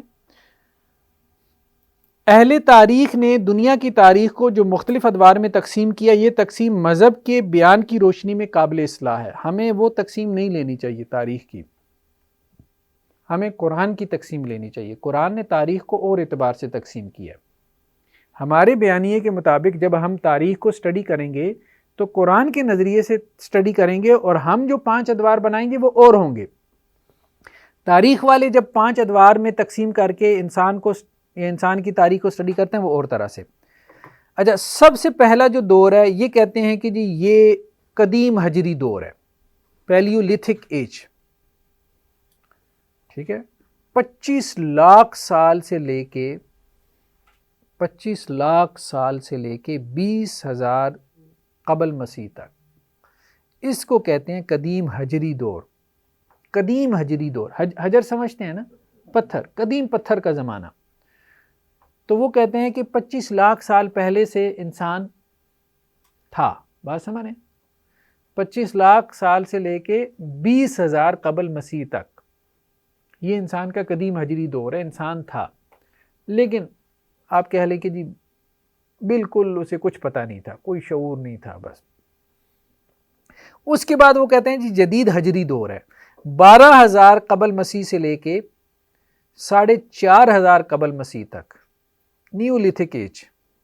ٹھیک ہے، یہ جدید حجری دور کے کچھ آثار ان کو ملتے ہیں آرکیالوجی میں، کہ انسان پتھر کے زمانے میں تھا، ہتھیار بھی پتھر کے تھے. ٹھیک ہے، سارا کچھ. جبکہ تیسرے اور چوتھے کو وہ کانسی کا دور کہتے ہیں، برونز ایج، یعنی جس میں کانسی کے برتن انسان نے استعمال کرنا شروع کر دی، یعنی پتھر سے وہ کانسی پر آ گیا. ٹھیک ہے، اس کے بعد وہ کہتے ہیں آئرن ایج ہے، لوہے کا دور ہے، 1200 قبل مسیح سے 500 تک. یہ وہ زمانہ ہے کہ جب حضرت داؤد علیہ السلام بھی ہے. حضرت داؤد علیہ السلام کا زمانہ بھی 1000 قبل مسیح بنتا ہے، 1100 قبل مسیح بنتا ہے. تو حضرت داؤد علیہ السلام کے بارے میں بھی قرآن نے کیا کہا؟ زرہیں بناتے تھے نا وہ. ٹھیک ہے، تو یہ بھی کہتے ہیں کہ یہ لوہے کا دور تھا، آئرن ایج تھا، یعنی جب انسان نے لوہے کو بہت زیادہ استعمال کرنا شروع کیا، یعنی جو انہیں آثار قدیمہ ملے اس سے انہوں نے اندازہ لگایا. اور پانچواں جو ہے یہ کہتے ہیں جی قرون وسطیٰ کا دور ہے، مڈل ایجز. ٹھیک ہے، جبکہ آخری اور معاصر دور کو یہ کہتے ہیں ماڈرن ایج. مڈل ایجز یہ کہتے ہیں جی 500 سے لے کے 1500 عیسوی تک، یہ مڈل ایجز ہے جس میں اب اسلام بھی آیا ہے. ٹھیک ہے، تو 1500 عیسوی کے بعد یہ کہتے ہیں ماڈرن ایج شروع ہو گیا، کیونکہ یورپ میں پھر تحریکیں چلی ہیں احیاء علوم کی، رینیسنس کی. یعنی یہ اٹلی سے اور فرانس سے نوجوان جاتے تھے کہاں؟ اسپین میں، جسے ہم اپنا اندلس کہتے ہیں. وہاں پڑھنے کے لیے جاتے تھے، فلسفہ پڑھتے تھے، ریاضی پڑھتے تھے، فلکیات پڑھتے تھے. وہاں سے پڑھ کے یہ پھر واپس آئے ہیں. تو انہوں نے یہ سارے جو ماڈرن سائنسز ہیں یہ ہم سے لی ہیں. اندلس میں مسلمان بہت عروج پہ تھے، بہت عروج پہ تھے. اسپین آج بھی یورپ میں ہے نا. یہ اس طرح سے مطالعہ کرتے ہیں تاریخ کا. لیکن ہم یہ کہہ رہے ہیں کہ تاریخ کا اگر ہم قرآنی اعتبار سے مطالعہ کریں تو وہ کیا ہے؟ پہلا دور آدم سے نوح تک ہے. ٹھیک ہے، اس میں کتنی نسلیں؟ 10. دوسرا نوح سے ابراہیم تک ہے. نوح علیہ السلام کے بعد سب سے بڑا ایک جس کو قرآن نے فوکس کیا ہے یا جن کا تذکرہ قرآن نے ہائی لائٹ کیا وہ حضرت ابراہیم علیہ السلام ہے. تیسرا حضرت ابراہیم سے موسیٰ تک، پھر موسیٰ علیہ السلام کا تذکرہ ہمیں ملتا ہے. ٹھیک ہے، یہ اولو العزم رسولوں میں سے بھی ہیں نا، اولو العزم رسولوں میں سے. پھر چوتھا موسیٰ علیہ السلام سے عیسیٰ تک، اور پانچواں حضرت عیسیٰ سے محمد رسول اللہ صلی اللہ علیہ وسلم تک. ٹھیک ہے، تو حضرت عیسیٰ علیہ السلام سے تو عیسوی کیلنڈر شروع ہو رہا ہے نا. تو حضرت موسیٰ کا دور کب کا ہے اندازاً؟ دیکھیں نا، اللہ کے رسول اور حضرت عیسیٰ کے درمیان کتنا فرق ہے؟ آپ 573، مطلب آپ کہیں 600 سال تقریباً. تو حضرت عیسیٰ سے کتنا پہلے آئے حضرت موسیٰ؟ جو بائبل ہے نا، بائبل تورات آپ کہہ لیں، اس کے بیان کے مطابق تقریباً یہ 1300-1400 سال پہلے آئے ہیں، یعنی 1300-1400 قبل مسیح آئے ہیں حضرت موسیٰ. اس میں کچھ کمی بیشی بھی ہو سکتی ہے. اور حضرت ابراہیم کب آئے ہیں؟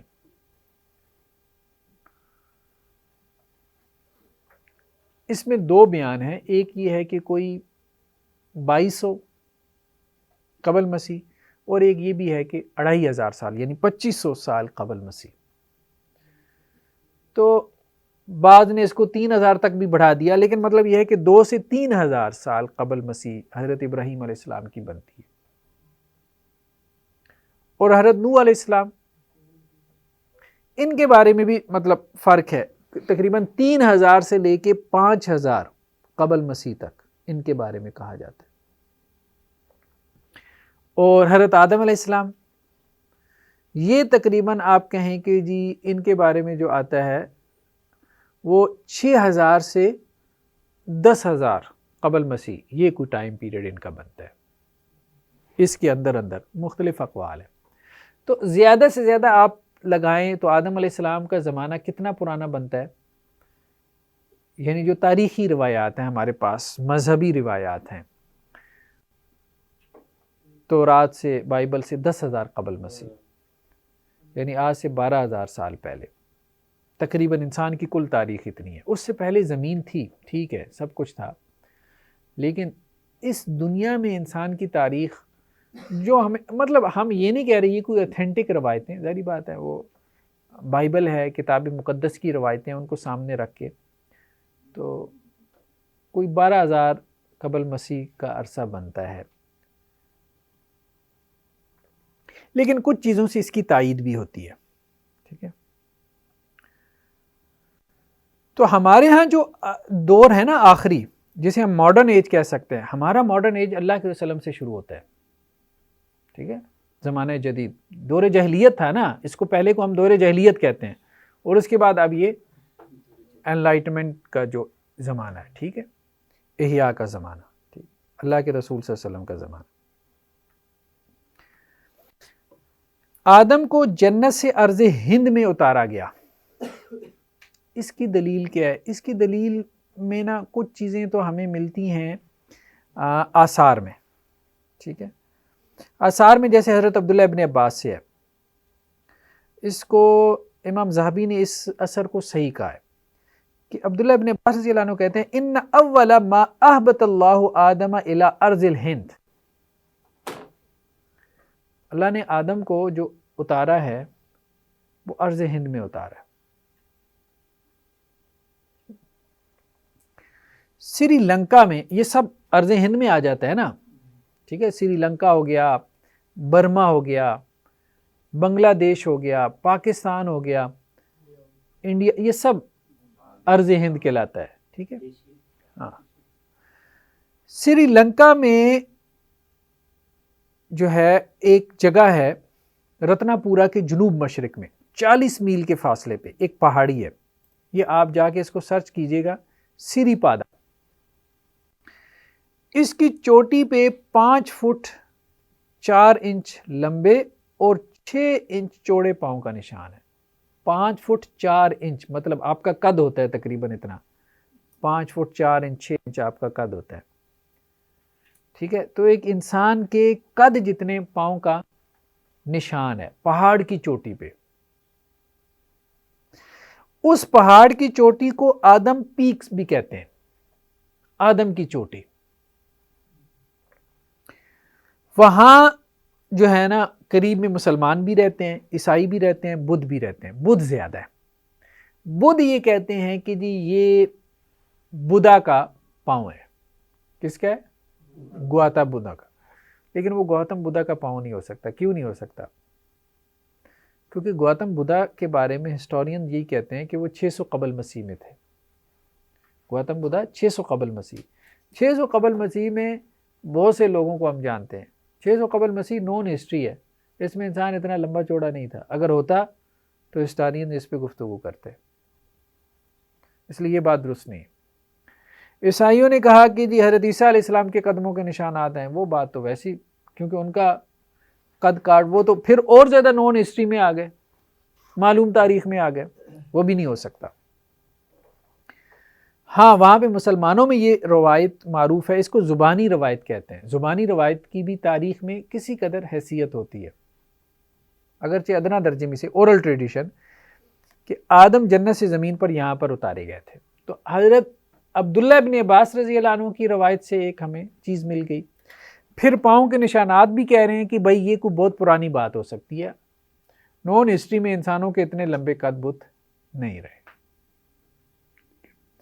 اور اورل ٹریڈیشن سے اس کی تصدیق ہوتی ہے کہ وہاں جو معروف ہے کہ آدم علیہ السلام جو ہے نا وہ وہاں پر اتارے گئے.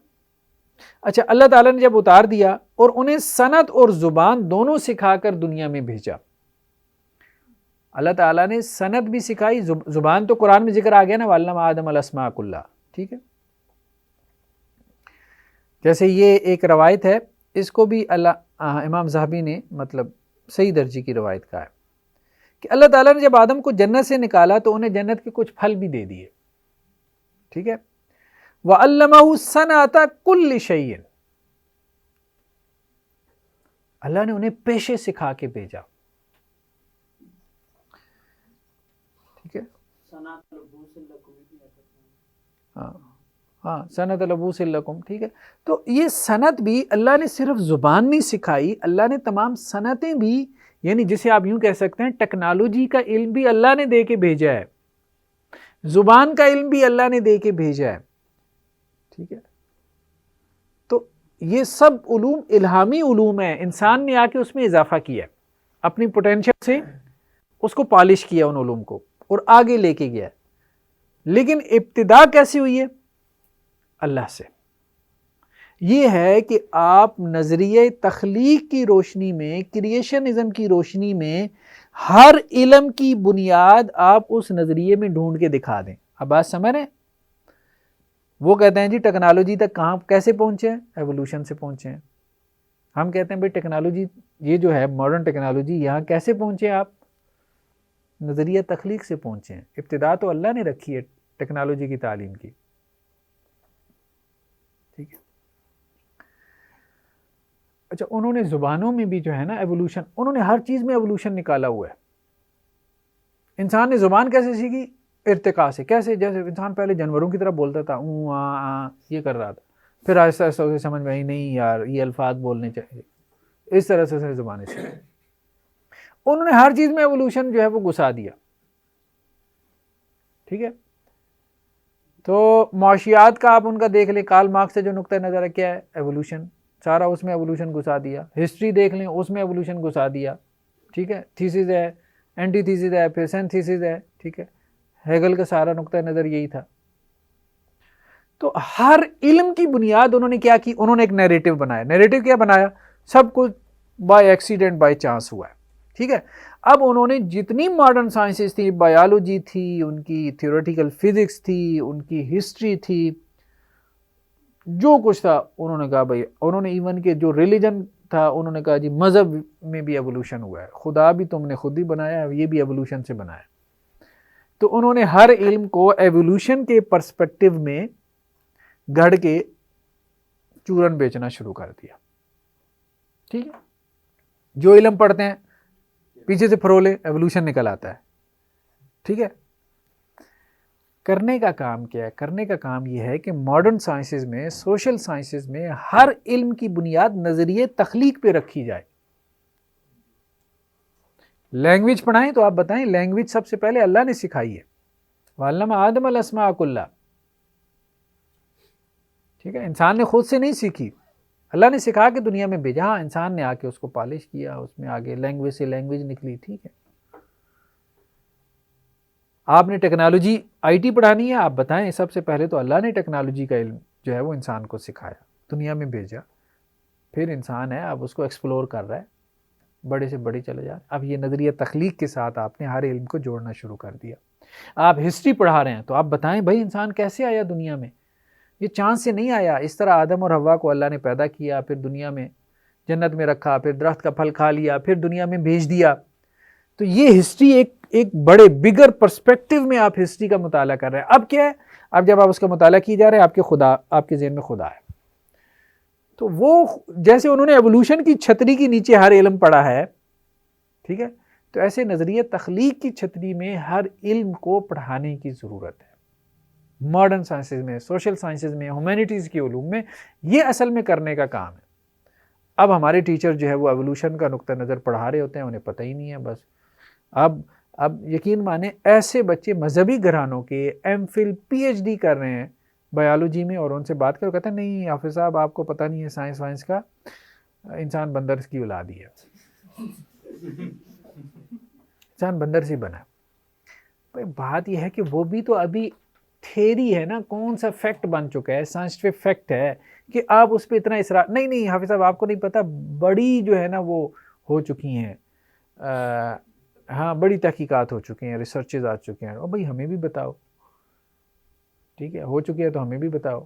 ٹھیک ہے، اب صورتحال یہ ہے، میں نے اپنی کتاب میں، جو میری کتاب ہے وجود باری تعالیٰ پہ، existence of God in the light of philosophy science and religion, اس میں نے ایسے بہت سے لوگ جو یورپ میں اچھی یونیورسٹیز میں پروفیسر ہیں سائنسز کے، لیکن ہیں کرسچین، ٹھیک ہے، وہ ہیں کرسچین جسے کہتے ہیں مذہبی ہے، تو انہوں نے اپنی سائنس سے یہ بات پروف کی ہوئی، یعنی وہاں ڈارونزم بھی ہے، ٹھیک ہے، ڈارون کو ماننے والے ہیں، پھر نیو ڈارونزم آ گیا، ٹھیک ہے، انہوں نے پچھلے کو اپڈیٹ بھی کیا، ٹھیک ہے، لیکن ایسے بھی ہیں جو اس کے بخی ادھیڑنے والے ہیں، اور وہ بھی سائنسٹسٹ ہیں، جامعہ اشرفیہ کے مفتی صاحب نہیں ہیں، ٹھیک ہے، تو وہ آپ دیکھیں ان کتابوں کو، انسان حیران رہ جاتا ہے، تو وہاں باقاعدہ انہوں نے ریسرچ سینٹرز بنائے ہیں، یہاں وہ یہ ثابت کرتے ہیں کہ یہ سب بالکل فضول ہے، بیکار ہے، سائنس سے یہ ثابت نہیں کر سکتے، ایوولوشن نہیں کر سکتے، کبھی بھی نہیں کر سکتے، بلکہ سائنس جو ہے وہ یہ بتاتی ہے کہ انسان مخلوق ہے اور کریشن ہوئی ہے۔ جی کیا مطلب؟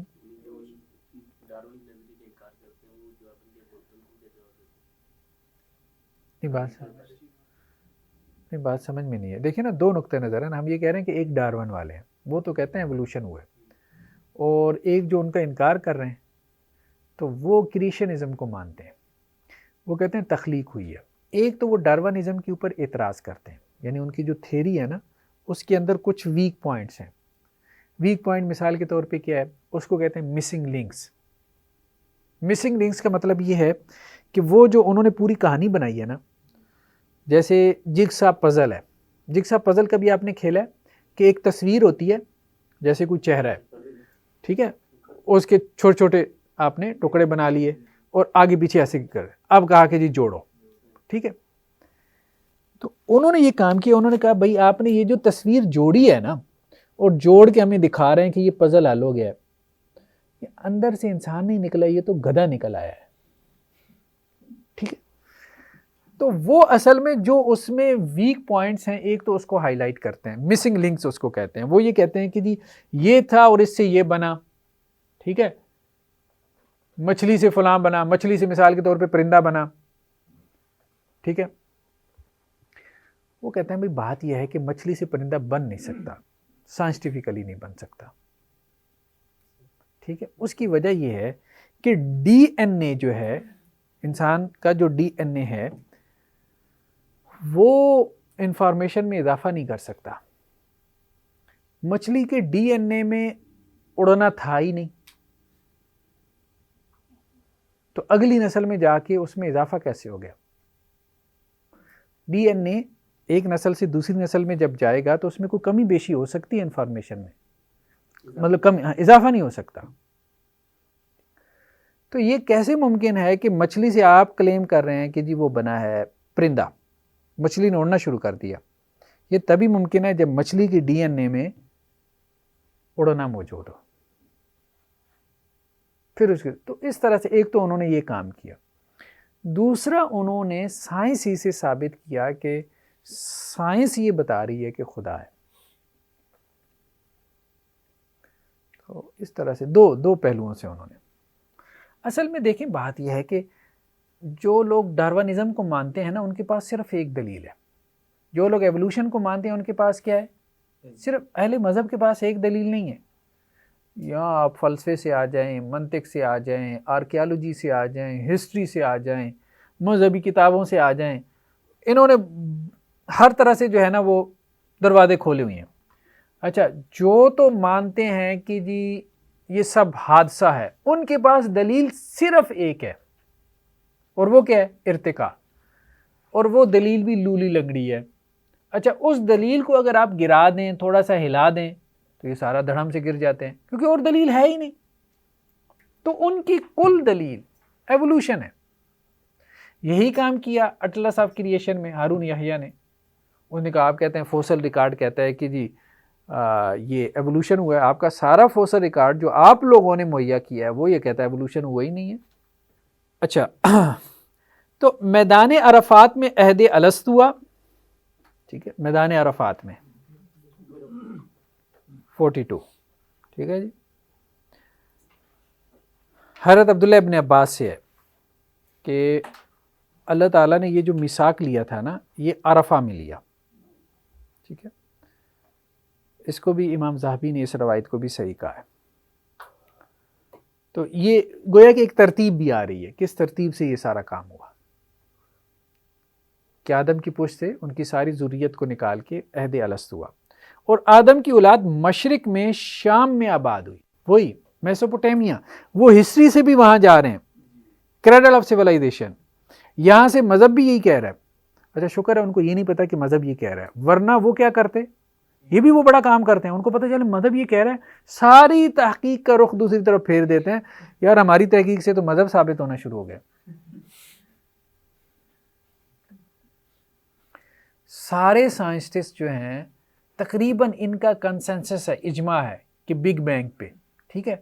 اچھا سائنس میں ایک بہت بڑا ریسرچ جرنل نکلتا ہے نیچر، یعنی آپ کے اخیر درجے کا ہے. اس میں سائنسٹسٹ کو بھی نا اس میں اپنا کوئی ریسرچ پیپر چھپوانے کے لیے سالوں انتظار کرنا پڑتا ہے. اس کے ایڈیٹر نے بگ بینگ کا انکار کر دیا. کیوں؟ انہوں نے کہا نہیں ہوا، کوئی نہیں ہوا. پتہ ہے کیوں کیا؟ جب بگ بینگ انہوں نے کہا نا کہ جی بگ بینگ ہوا ہے، تو سارے جو کرسچینز تھے انہوں نے کہا جی لو خدا ثابت ہو گیا. ہمارے ہاں بھی کیا کرتے ہیں، اللہ نے ذہن اتنا دیا ہوا ہے، ٹھیک ہے، آپ بات سمجھ رہے ہیں نا، اتنا دماغ دیا ہوا ہے، وہ سائنس سے کوئی چیز نہیں لے کے آتے، یہ کہتے ہیں چلیں جی اس سے تو ہمارا مذہب ثابت ہو رہا ہے. آپ بات سمجھ رہے ہیں، قرآن سے نکال لیں گے نا، وہ سائنس کی جو چیز لے کے آئیں گے یہ قرآن سے، قرآن نے تو 1400 سال پہلے بیان کر دی. اب بات سمجھ رہے ہیں. وہاں جب یہ معاملہ ہوا کہ انہوں نے کہا جی بگ بینگ ہوا ہے اور اصل ریالٹی تو یہ ہے، اہل مذہب کو تو پتہ ہی نہیں. انہوں نے کہا بھائی ہمیں کیا نہیں پتہ، ہماری کتاب تو ہزاروں سال پہلے ہی بیان کر چکی ہے. انہوں نے کہا یہ کام تو الٹا پڑ گیا. انہوں نے کہا بھائی انکار کرو، جان چھڑاؤ، یہ تو سارا مذہب ثابت ہو رہا ہے اس سے. نیچر کے میں نے اس کے حوالے دیے اپنی کتاب میں. ٹھیک ہے.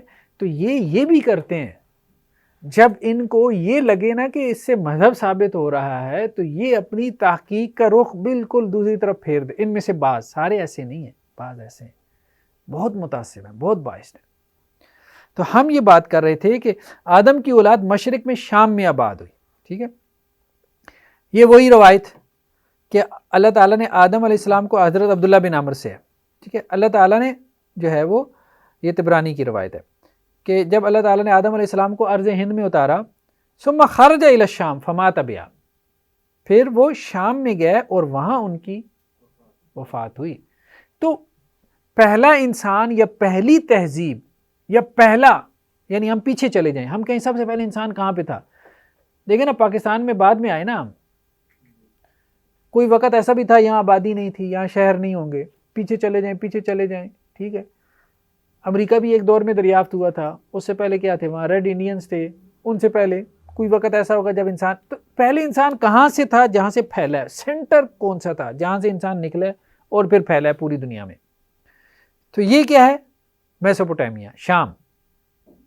اور وہ بھی ہسٹری والے بھی کیا کہہ رہے ہیں، آج آپ جا کے گوگل پہ سرچ کریں، کریڈل آف سیولائزیشن لکھیں، تہذیبوں کا گوارا. کریڈل پتہ ہے نا، پنگوڑا، یعنی جس سے ساری تہذیبیں پھوٹی ہیں.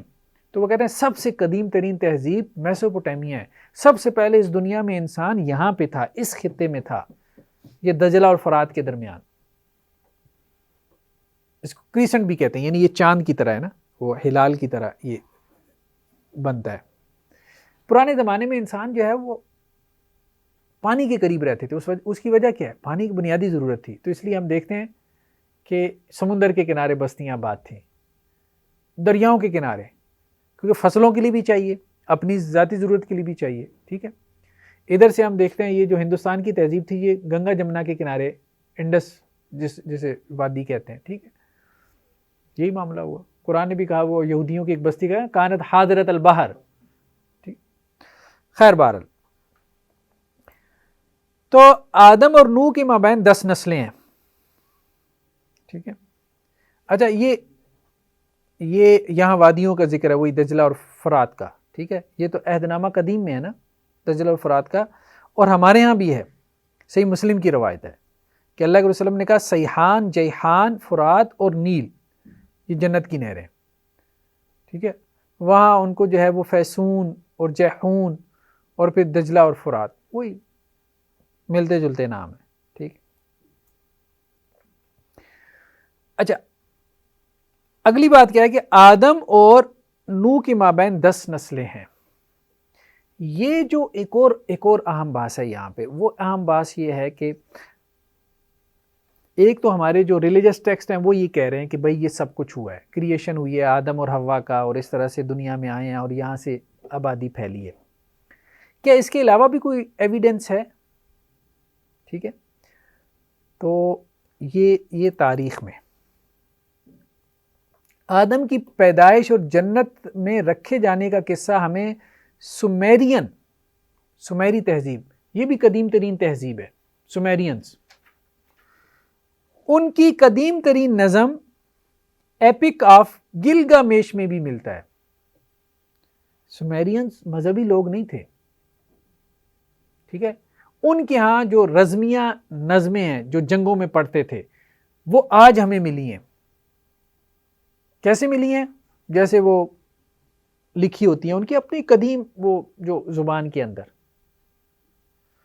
تو اس میں آدم اور حوا کا قصہ موجود ہے۔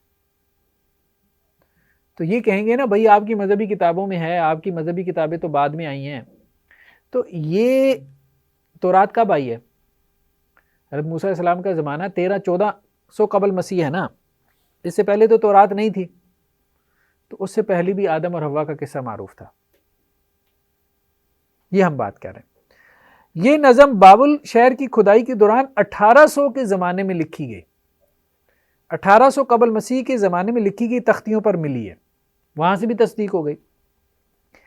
اطرحاسس جو کہ اکادین، یہ سمیرین کے بعد آئے تھے، ایک اور ڈائنیسٹی تھی، بادشاہت تھی۔ اکادین تہذیب کے باقیات کی ایک رزمیہ نظم کی جس کے تقریباً 1650 کے دور کے نسخے دریافت ہوئی ہے، اس میں بھی ذکر ہے آدم اور حوا کا قصہ۔ اس نظم میں بھی آدم کی پیدائش اور طوفان نوح دونوں قصے موجود ہیں۔ سمیری بادشاہوں کی فہرست میں اریدو کو پہلی سمیری بادشاہ کا شہر قرار دیا گیا، جو کہ عراق میں اور کے شہر سے 12 کلومیٹر جنوب مغرب میں واقع ہے۔ سمیری تہذیبی کے ایک اور قصے زیو صدرہ میں بھی تخلیق اور طوفان کا قصہ موجود ہے۔ علاوہ ازیں اس قصے کے مطابق طوفان سے پہلے آباد کیے جانے والے شہروں میں پہلا شہر اریدو یہ وہی ہے اور ہے، حضرت ابراہیم علیہ السلام کا شہر، جبکہ دوسرا عراق کا شہر باد تبیرہ، تیسرا لارسا، چوتھا سیپار اور پانچواں شورپا، اور یہ سب شہر عراق میں ہی پاس پاس موجود ہیں۔ حکمائے سبا لما بین النہرین میسوپوٹیمین 7 سیجز میں بھی پہلے حکیم اداپا کے قصے میں بھی تخلیق کے واقعے کا تذکرہ ہے، اور اس واقعے کے مخطوطات تقریباً 1400 کے زمانے کے ہیں، 1400 قبل مسیح۔ یعنی مختلف جو قدیم تہذیبیں ہیں ان کا جو لٹریچر ہمیں ملا ہے، ان کے جو آثار کی ہم نے کھدائی کی ہے، اس میں بھی قصہ تخلیق موجود ہے، ٹھیک ہے۔ تو اس کا مطلب یہ ہے کہ قدیم انسان کو پتہ تھا کہ وہ کیسے اس دنیا میں آیا ہے۔ جب وہ آیا تھا تو ظاہری بات ہے یہ بات ساتھ لے کے آیا ہے نا کہ میں کیسے آیا ہوں، تو آدم سے ان کی اولاد میں اور ان کی اولاد سے ان کی اولاد میں آگے بات آگے نقل ہوئی ہے، ٹھیک ہے۔ جیسے ہم اپنے آباء و اجداد کے، ہمارے آباء و اجداد جیسے مثال کے طور پہ ہم اگر کسی فیملی سے ہیں تو بھائی ہم ہندوستان میں کیسے آئے تھے، جیسے ہم اوان فیملی سے ہیں تو ہمارے اوان فیملی میں معروف ہے یہ حضرت علی رضی اللہ عنہ کی وہ اولاد ہے جو کہ غیر فاطمی اولاد ہے، تو یہ یہاں کیسے آئے، تو وہ سارا ہسٹری نکال کے، حالانکہ آج سے 1400 سال پرانی بات ہے، ٹھیک ہے، ساری ہسٹری نکالتے ہیں کیسے آئے ہیں یہاں پہ۔ تو اسی طرح سے انسان جو ہے وہ یاد رکھتا ہے، تو یہی معاملہ ہوا ہے۔ پھر آپ الوی کہہ سکتے ہیں؟ ہاں الوی کہہ سکتے ہیں، بالکل، قلمی نام میں نے یہی رکھا ہوا ہے اختلافی تحریروں کے لیے۔ اچھا جی، ہم نے کہا آدم اور نوح کے مابین 10 نسلیں، ٹھیک ہے، تو یہ بات جو ہے ایک روایت میں بھی ہمیں ملتی ہے جس میں عشرۃ قرون کا تذکرہ ہے، یہ صحیح ابن ابان کی ہے، ٹھیک ہے۔ تو لیکن بائبل نے اس کو تفصیل سے بیان کر دیا، آدم سے سیت، سیت سے انوس، انوس سے کینان، کینان سے محللیل، محللیل سے یارد، یارد سے حنوک، حنوک سے متوسلہ، متوسلہ سے لمک، لمک سے نوح پیدا ہوئی ہے. یعنی 10 نسلیں آدم اور نوح کے درمیان. روایت میں 10 قرون کا تذکرہ ہے. ٹھیک ہے، یہ ابن حبان کی روایت ہے. تو سوال کیا ہوا تھا؟ فَكَمْ كَانَ بَيْنَهُ وَبَيْنَ نوح، آدم اور نوح کے درمیان کتنی نسلیں ہیں؟ تو آپ نے کہا کہ 10 قرون. آدم کی اولاد میں پہلی مرتبہ شرک کا ظہور نوح کے زمانے میں ہوا. 10 نسلوں میں شرک نہیں تھا. کان الناس امتم واحدہ. ہر نوح کے زمانے میں شرک ہوا ہے پہلی مرتبہ. توحید سے شرک پیدا ہوا ہے، شرک سے توحید نہیں پیدا ہوئی. ٹھیک ہے، جبکہ وہ شام کے علاقے میں آباد تھے. ٹھیک ہے، حضرت نوح علیہ السلام بھی کہاں ہیں؟ یہاں میسوپوٹیمیا میں. قوم نوح کے شرک، سرکشی اور بغاوت کے نتیجے میں طوفان نوح کے ذریعے نسل انسانی ہلاک ہوئی اور اہل کشتی میں سے صرف نوح ہی کی نسل آگے جاری ہوئی. ٹھیک ہے، یہ بھی قرآن نے تذکرہ کیا ہے نا کہ حضرت نوح علیہ وَجَعَلْنَا ذُرِّيَّتَهُ هُمُ الْبَاقِينَ، کہ ہم نے نوح کی نسل کو ہی کیا کیا، پھر آگے باقی رکھا، باقی لوگوں کی نسل آگے نہیں چلی. ہم سب اس لیے نوح علیہ السلام کو آدم ثانی بھی کہتے ہیں. ہم سب نوح کے اولاد ہیں. اور لوگ بھی تھے حضرت نوح کے ساتھ، لیکن ان کی نسل آگے نہیں چلی، صرف نوح علیہ السلام کی نسل آگے چلی. موجودہ نسل انسانی نوح کے 3 بیٹوں سام، حام اور یافس کی اولاد ہے. حضرت نوح علیہ السلام کے آگے 3 بیٹے تھے. ٹھیک ہے، تو یہ عہدنامہ قدیم میں بھی ہے. ٹھیک ہے، یہ نوح کے بیٹے جو کشتی سے نکلے، سم، حام اور یافس سے، اور یہی تینوں نوح کے بیٹے تھے اور انہی کی نسل ساری زمین پر پھیلی. روایت میں بھی ہے، یہ جو ہے نا مستدرک حاکم کی روایت ہے، اس کو امام ذہبی نے صحیح کہا ہے کہ والد نوح ثلاثہ، سام، حام، یافس. ٹھیک ہے، نوح علیہ السلام کے 3 بیٹے سام، حام اور یافس، جو کہ ابو روم ہیں. روم سے مراد کون ہے؟ یورپین. ایک اور روایت میں ہے، ٹھیک ہے، کہ سام ابو العرب ہیں. سام کیا ہیں؟ ابو العرب. عرب سارے سام کی اولاد ہیں، نوح علیہ السلام کے بیٹے. یافس جو ہیں وہ ابو روم ہیں، یعنی یورپین سارے یافس کی اولاد ہیں. اور حام جو ہے وہ ابو الحبش ہیں. ٹھیک ہے، 3 ہی لوگ ہیں نا بیسیکلی. تو آپ دیکھیں، یا تو کالی رنگت ہے، حبشی ہیں، یا پھر گورے چٹے ہیں، انگریز ہیں، یا پھر ہماری طرح کے گندمی رنگ کے ہیں، عرب. اور یہ یہاں ہندو پاک کے لوگ گندمی رنگ جیسے کہتے ہیں. ٹھیک ہے، درمیان میں. تو یہ تینوں جو ہیں وہ حضرت نوح علیہ السلام کے 3 بیٹوں کی کیا ہے؟ نسل ہے جو آگے چلی ہے. ان کا ڈی این اے جو آگے چل رہا ہے. ہاں، یہی لگ رہا ہے، یہی لگ رہا ہے.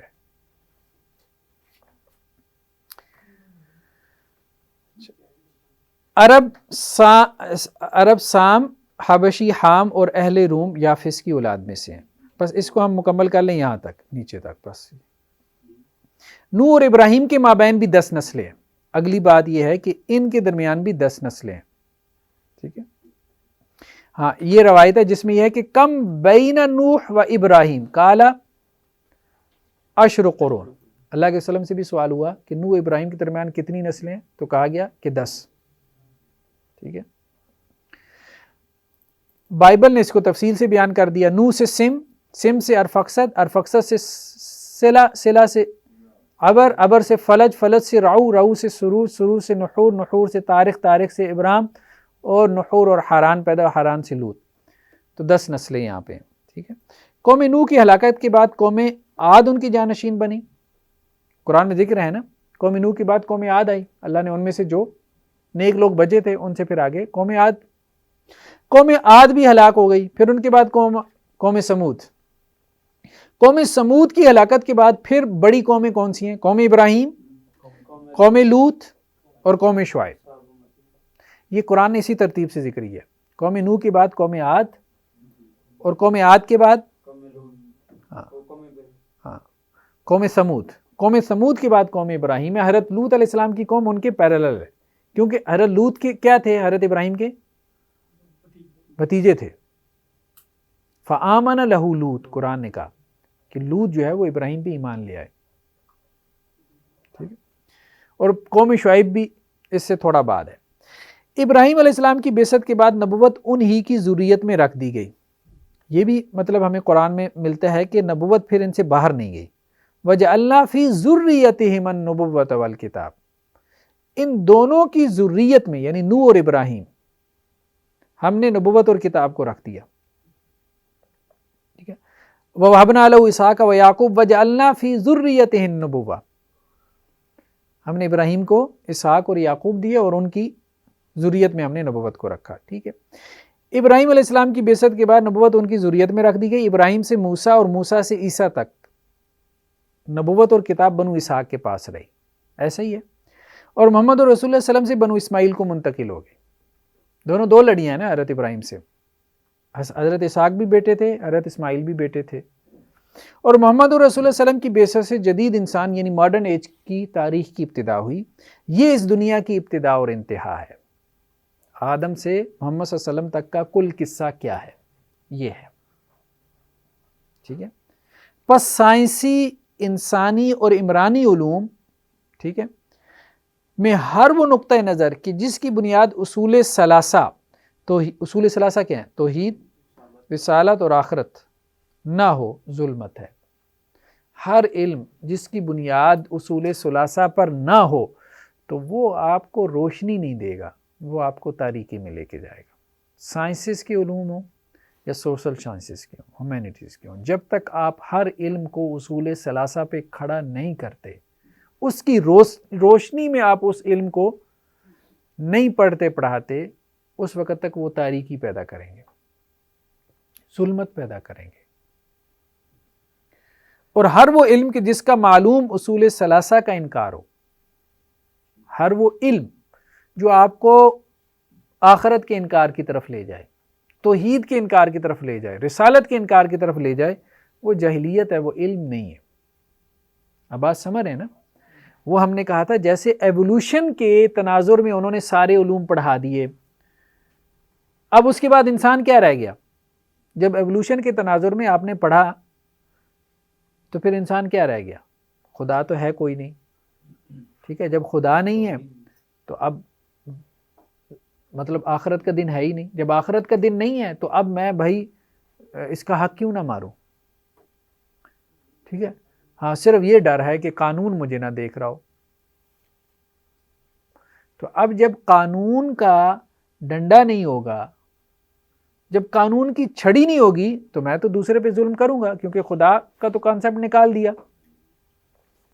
وہی ملٹی نیشنل کمپنیاں جو وہاں ملاوٹ نہیں کرتی یورپ میں، کیوں؟ کیونکہ وہاں کے قوانین کیا ہیں؟ سخت ہیں۔ یہاں کیا بیچ رہی ہیں؟ یہاں کیا بیچ رہی ہیں؟ نیسلے کا دودھ اٹھا کے دیکھ لیں کیا بیچ رہی ہیں، ٹھیک ہے۔ اسی ملٹی نیشنل کمپنی کا شیمپو آپ وہاں یورپ امریکہ سے خرید کے دیکھیں اور یہاں جو پاکستان میں بک رہا ہے ذرا اس کا کمپیریزن کریں۔ وہاں صرف قانون کا ڈنڈا ہے، اس لیے ساری اخلاقیات ہیں۔ جہاں قانون کا ڈنڈا غائب ہوا، وہی یورپین، وہی امریکی وہاں اشارہ نہیں توڑے گا، پاکستان میں آئے گا دو بندے نیچے، ریمنڈ ڈاوس یاد ہے نا، ہاں، دو بندے بھی نیچے جو ہے وہ اشارہ بھی توڑے گا، دو بندے بھی نیچے دے گا، ٹھیک ہے۔ تو کہنے کا مقصد یہ ہے، اچھا امریکہ کی تاریخ میں ایسے بہت سے واقعات ملتے ہیں، بلکہ ابھی قریب کے بھی ہیں، تھوڑا سا پیچھے چلے جائیں اس کے بھی ہیں۔ ایک دفعہ 24 گھنٹے کے لیے بلیک آؤٹ ہو گیا، بلیک آؤٹ سمجھتے ہیں، لائٹ چلی گئی۔ لوگوں نے ابھی بھی جو یہ فسادات ہوئے تھے کالوں کے، ٹھیک ہے، ان کے ساتھ زیادتی ہوتی ہے تو وہ فسادات وہاں امریکہ میں بہت پھوٹ پڑتے ہیں۔ سٹوروں سے لوگ ایک تو چیزیں اٹھا کے لے جاتے ہیں نا، ٹرالیاں، ٹھیک ہے، شیلف، کوئی چیز نہیں، شیشے توڑ کے سب لے کے جا رہے ہیں۔ کیوں؟ کیمرے بند ہو گئے، کوئی دیکھ نہیں رہا، ٹھیک ہے۔ فسادات برپا ہو گئے ہیں، اب عدالت کس کس کو پوچھے گی، کون کورٹ میں جائے گا، یہ وہ، بس جو ہے نا یہ تارے عنکبوت ہے اور کچھ بھی نہیں ہے، تارے عنکبوت ہے اور کچھ بھی نہیں۔ وائٹ ہاؤس میں وہ مسئلہ بنا تھا، وہ کیا چیز؟ کون سا؟ وائٹ ہاؤس کے اندر وہ ایک ہنگامہ ہوا تھا، ہاں وہی تو سیاہ فام، وہی ہم یہی بات کر رہے ہیں نا کہ اصل بات یہی ہے کہ خدا کا کانسیپٹ نکال دیں گے تو پیچھے کیا ہے؟ ظلم. انسان ایک دوسرے پہ کیا کرے گا؟ ظلم. ہاں قانون، جو دنیاوی قانون مین میڈ لاز ہیں، اس کے ذریعے سے آپ کچھ کیا کریں گے؟ بیلنس کر لیں گے. لیکن اس کے باوجود اگر قانون جو ہے انسان قانون کی نظر سے میں نہیں ہوگا تو پھر کیا کرے گا؟ وہ سیریل کلر بھی بن جائے گا. سیریل کلر سمجھتے ہیں نا، مسلسل لوگوں کو قتل کیے جا رہے ہیں اور بے دردی سے قتل کر رہے ہیں. یہ بھی نہیں ہے آسان، مطلب آسان موت بھی نہیں دیتے، خواہ، اور صرف کیا ہے؟ مجھے خوشی ہوتی ہے دوسرے کو اس طرح قتل کرتے ہوئے، اور پھر اس کی ویڈیوز بنائی جاتی ہیں پوری انٹرنیٹ پہ. آپ دیکھیں ایک مارکیٹ ہے، لوگ ان ویڈیو کو دیکھتے ہیں، کسی کو تڑپتے ہوئے قتل ہوتے دیکھنا، سیڈس کہتے ہیں ان کو، یعنی دوسرے کو تکلیف میں دے کے خوشی محسوس کرنا. پھر ایسے انسان پیدا ہوں گے اور پیدا ہوئی ہیں. پھر آپ ہٹلر کو دیکھیں جس نے کہا کہ جی ہم سپیریئر ہیں، جرمن جو ہیں وہ ہم سپیریئر ہیں، تو جب ہم سپیریئر ہیں تو باقی سارے تو ہمارے غلام ہونے چاہیے. تو دوسری جنگ عظیم چھیڑ دی. 4 کروڑ کہنے کی بات ہے، یہ کہتے ہیں مذہب کی وجہ سے جو ہے وہ بڑا فساد پھیلا ہے. پہلی جنگ عظیم بھی مذہب کی بنیاد پہ نہیں لڑی گئی، دوسری جنگ عظیم بھی ورلڈ وار بھی نہیں لڑی گئی، مذہب کی بنیاد پہ نہیں لڑی گئی. فاشسزم تھا، پیچھے نیشنلزم تھا، جو بھی تھا، مختلف ان کے ازم تھے. 4 کروڑ لوگ لقمہ اجل بن گئے دوسری جنگ عظیم میں، صرف اس وجہ سے کہ جرمن سپیریئر ہیں. خدا کا تصور ہی نہیں ہے. جب نہیں ہے تو بھائی یہ فساد برپا ہوگا. ہم یہی کہہ رہے ہیں، ظلمت اور تاریکی. خدا کا تصور نہیں ہوگا تو آپ کیسے ہتھیار بنائیں گے؟ اب تو وہ کہہ رہے ہیں کہ بھائی کم کرو یہ اٹامک ویپنز جو ہیں، یہ کم کرو، چلنے کی دیر ہے، پوری زمین اڑ جائے گی.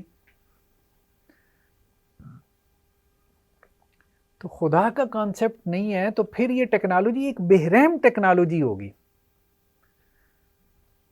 کہ جو ظلم زیادہ پیدا کرے گی لیکن عدل اور انصاف سے خالی ہوگی. ٹھیک ہے، یہ سائنس پھر جو ہے لوگ اس سائنس کو استعمال کریں گے لوگوں کو دبانے کے لیے، لوگوں پہ حکومت کرنے کے لیے، ان کو اپنا غلام بنانے کے لیے. فکری غلام ہو، انٹلیکچوئل سلیوری ہو یا دوسری ہو.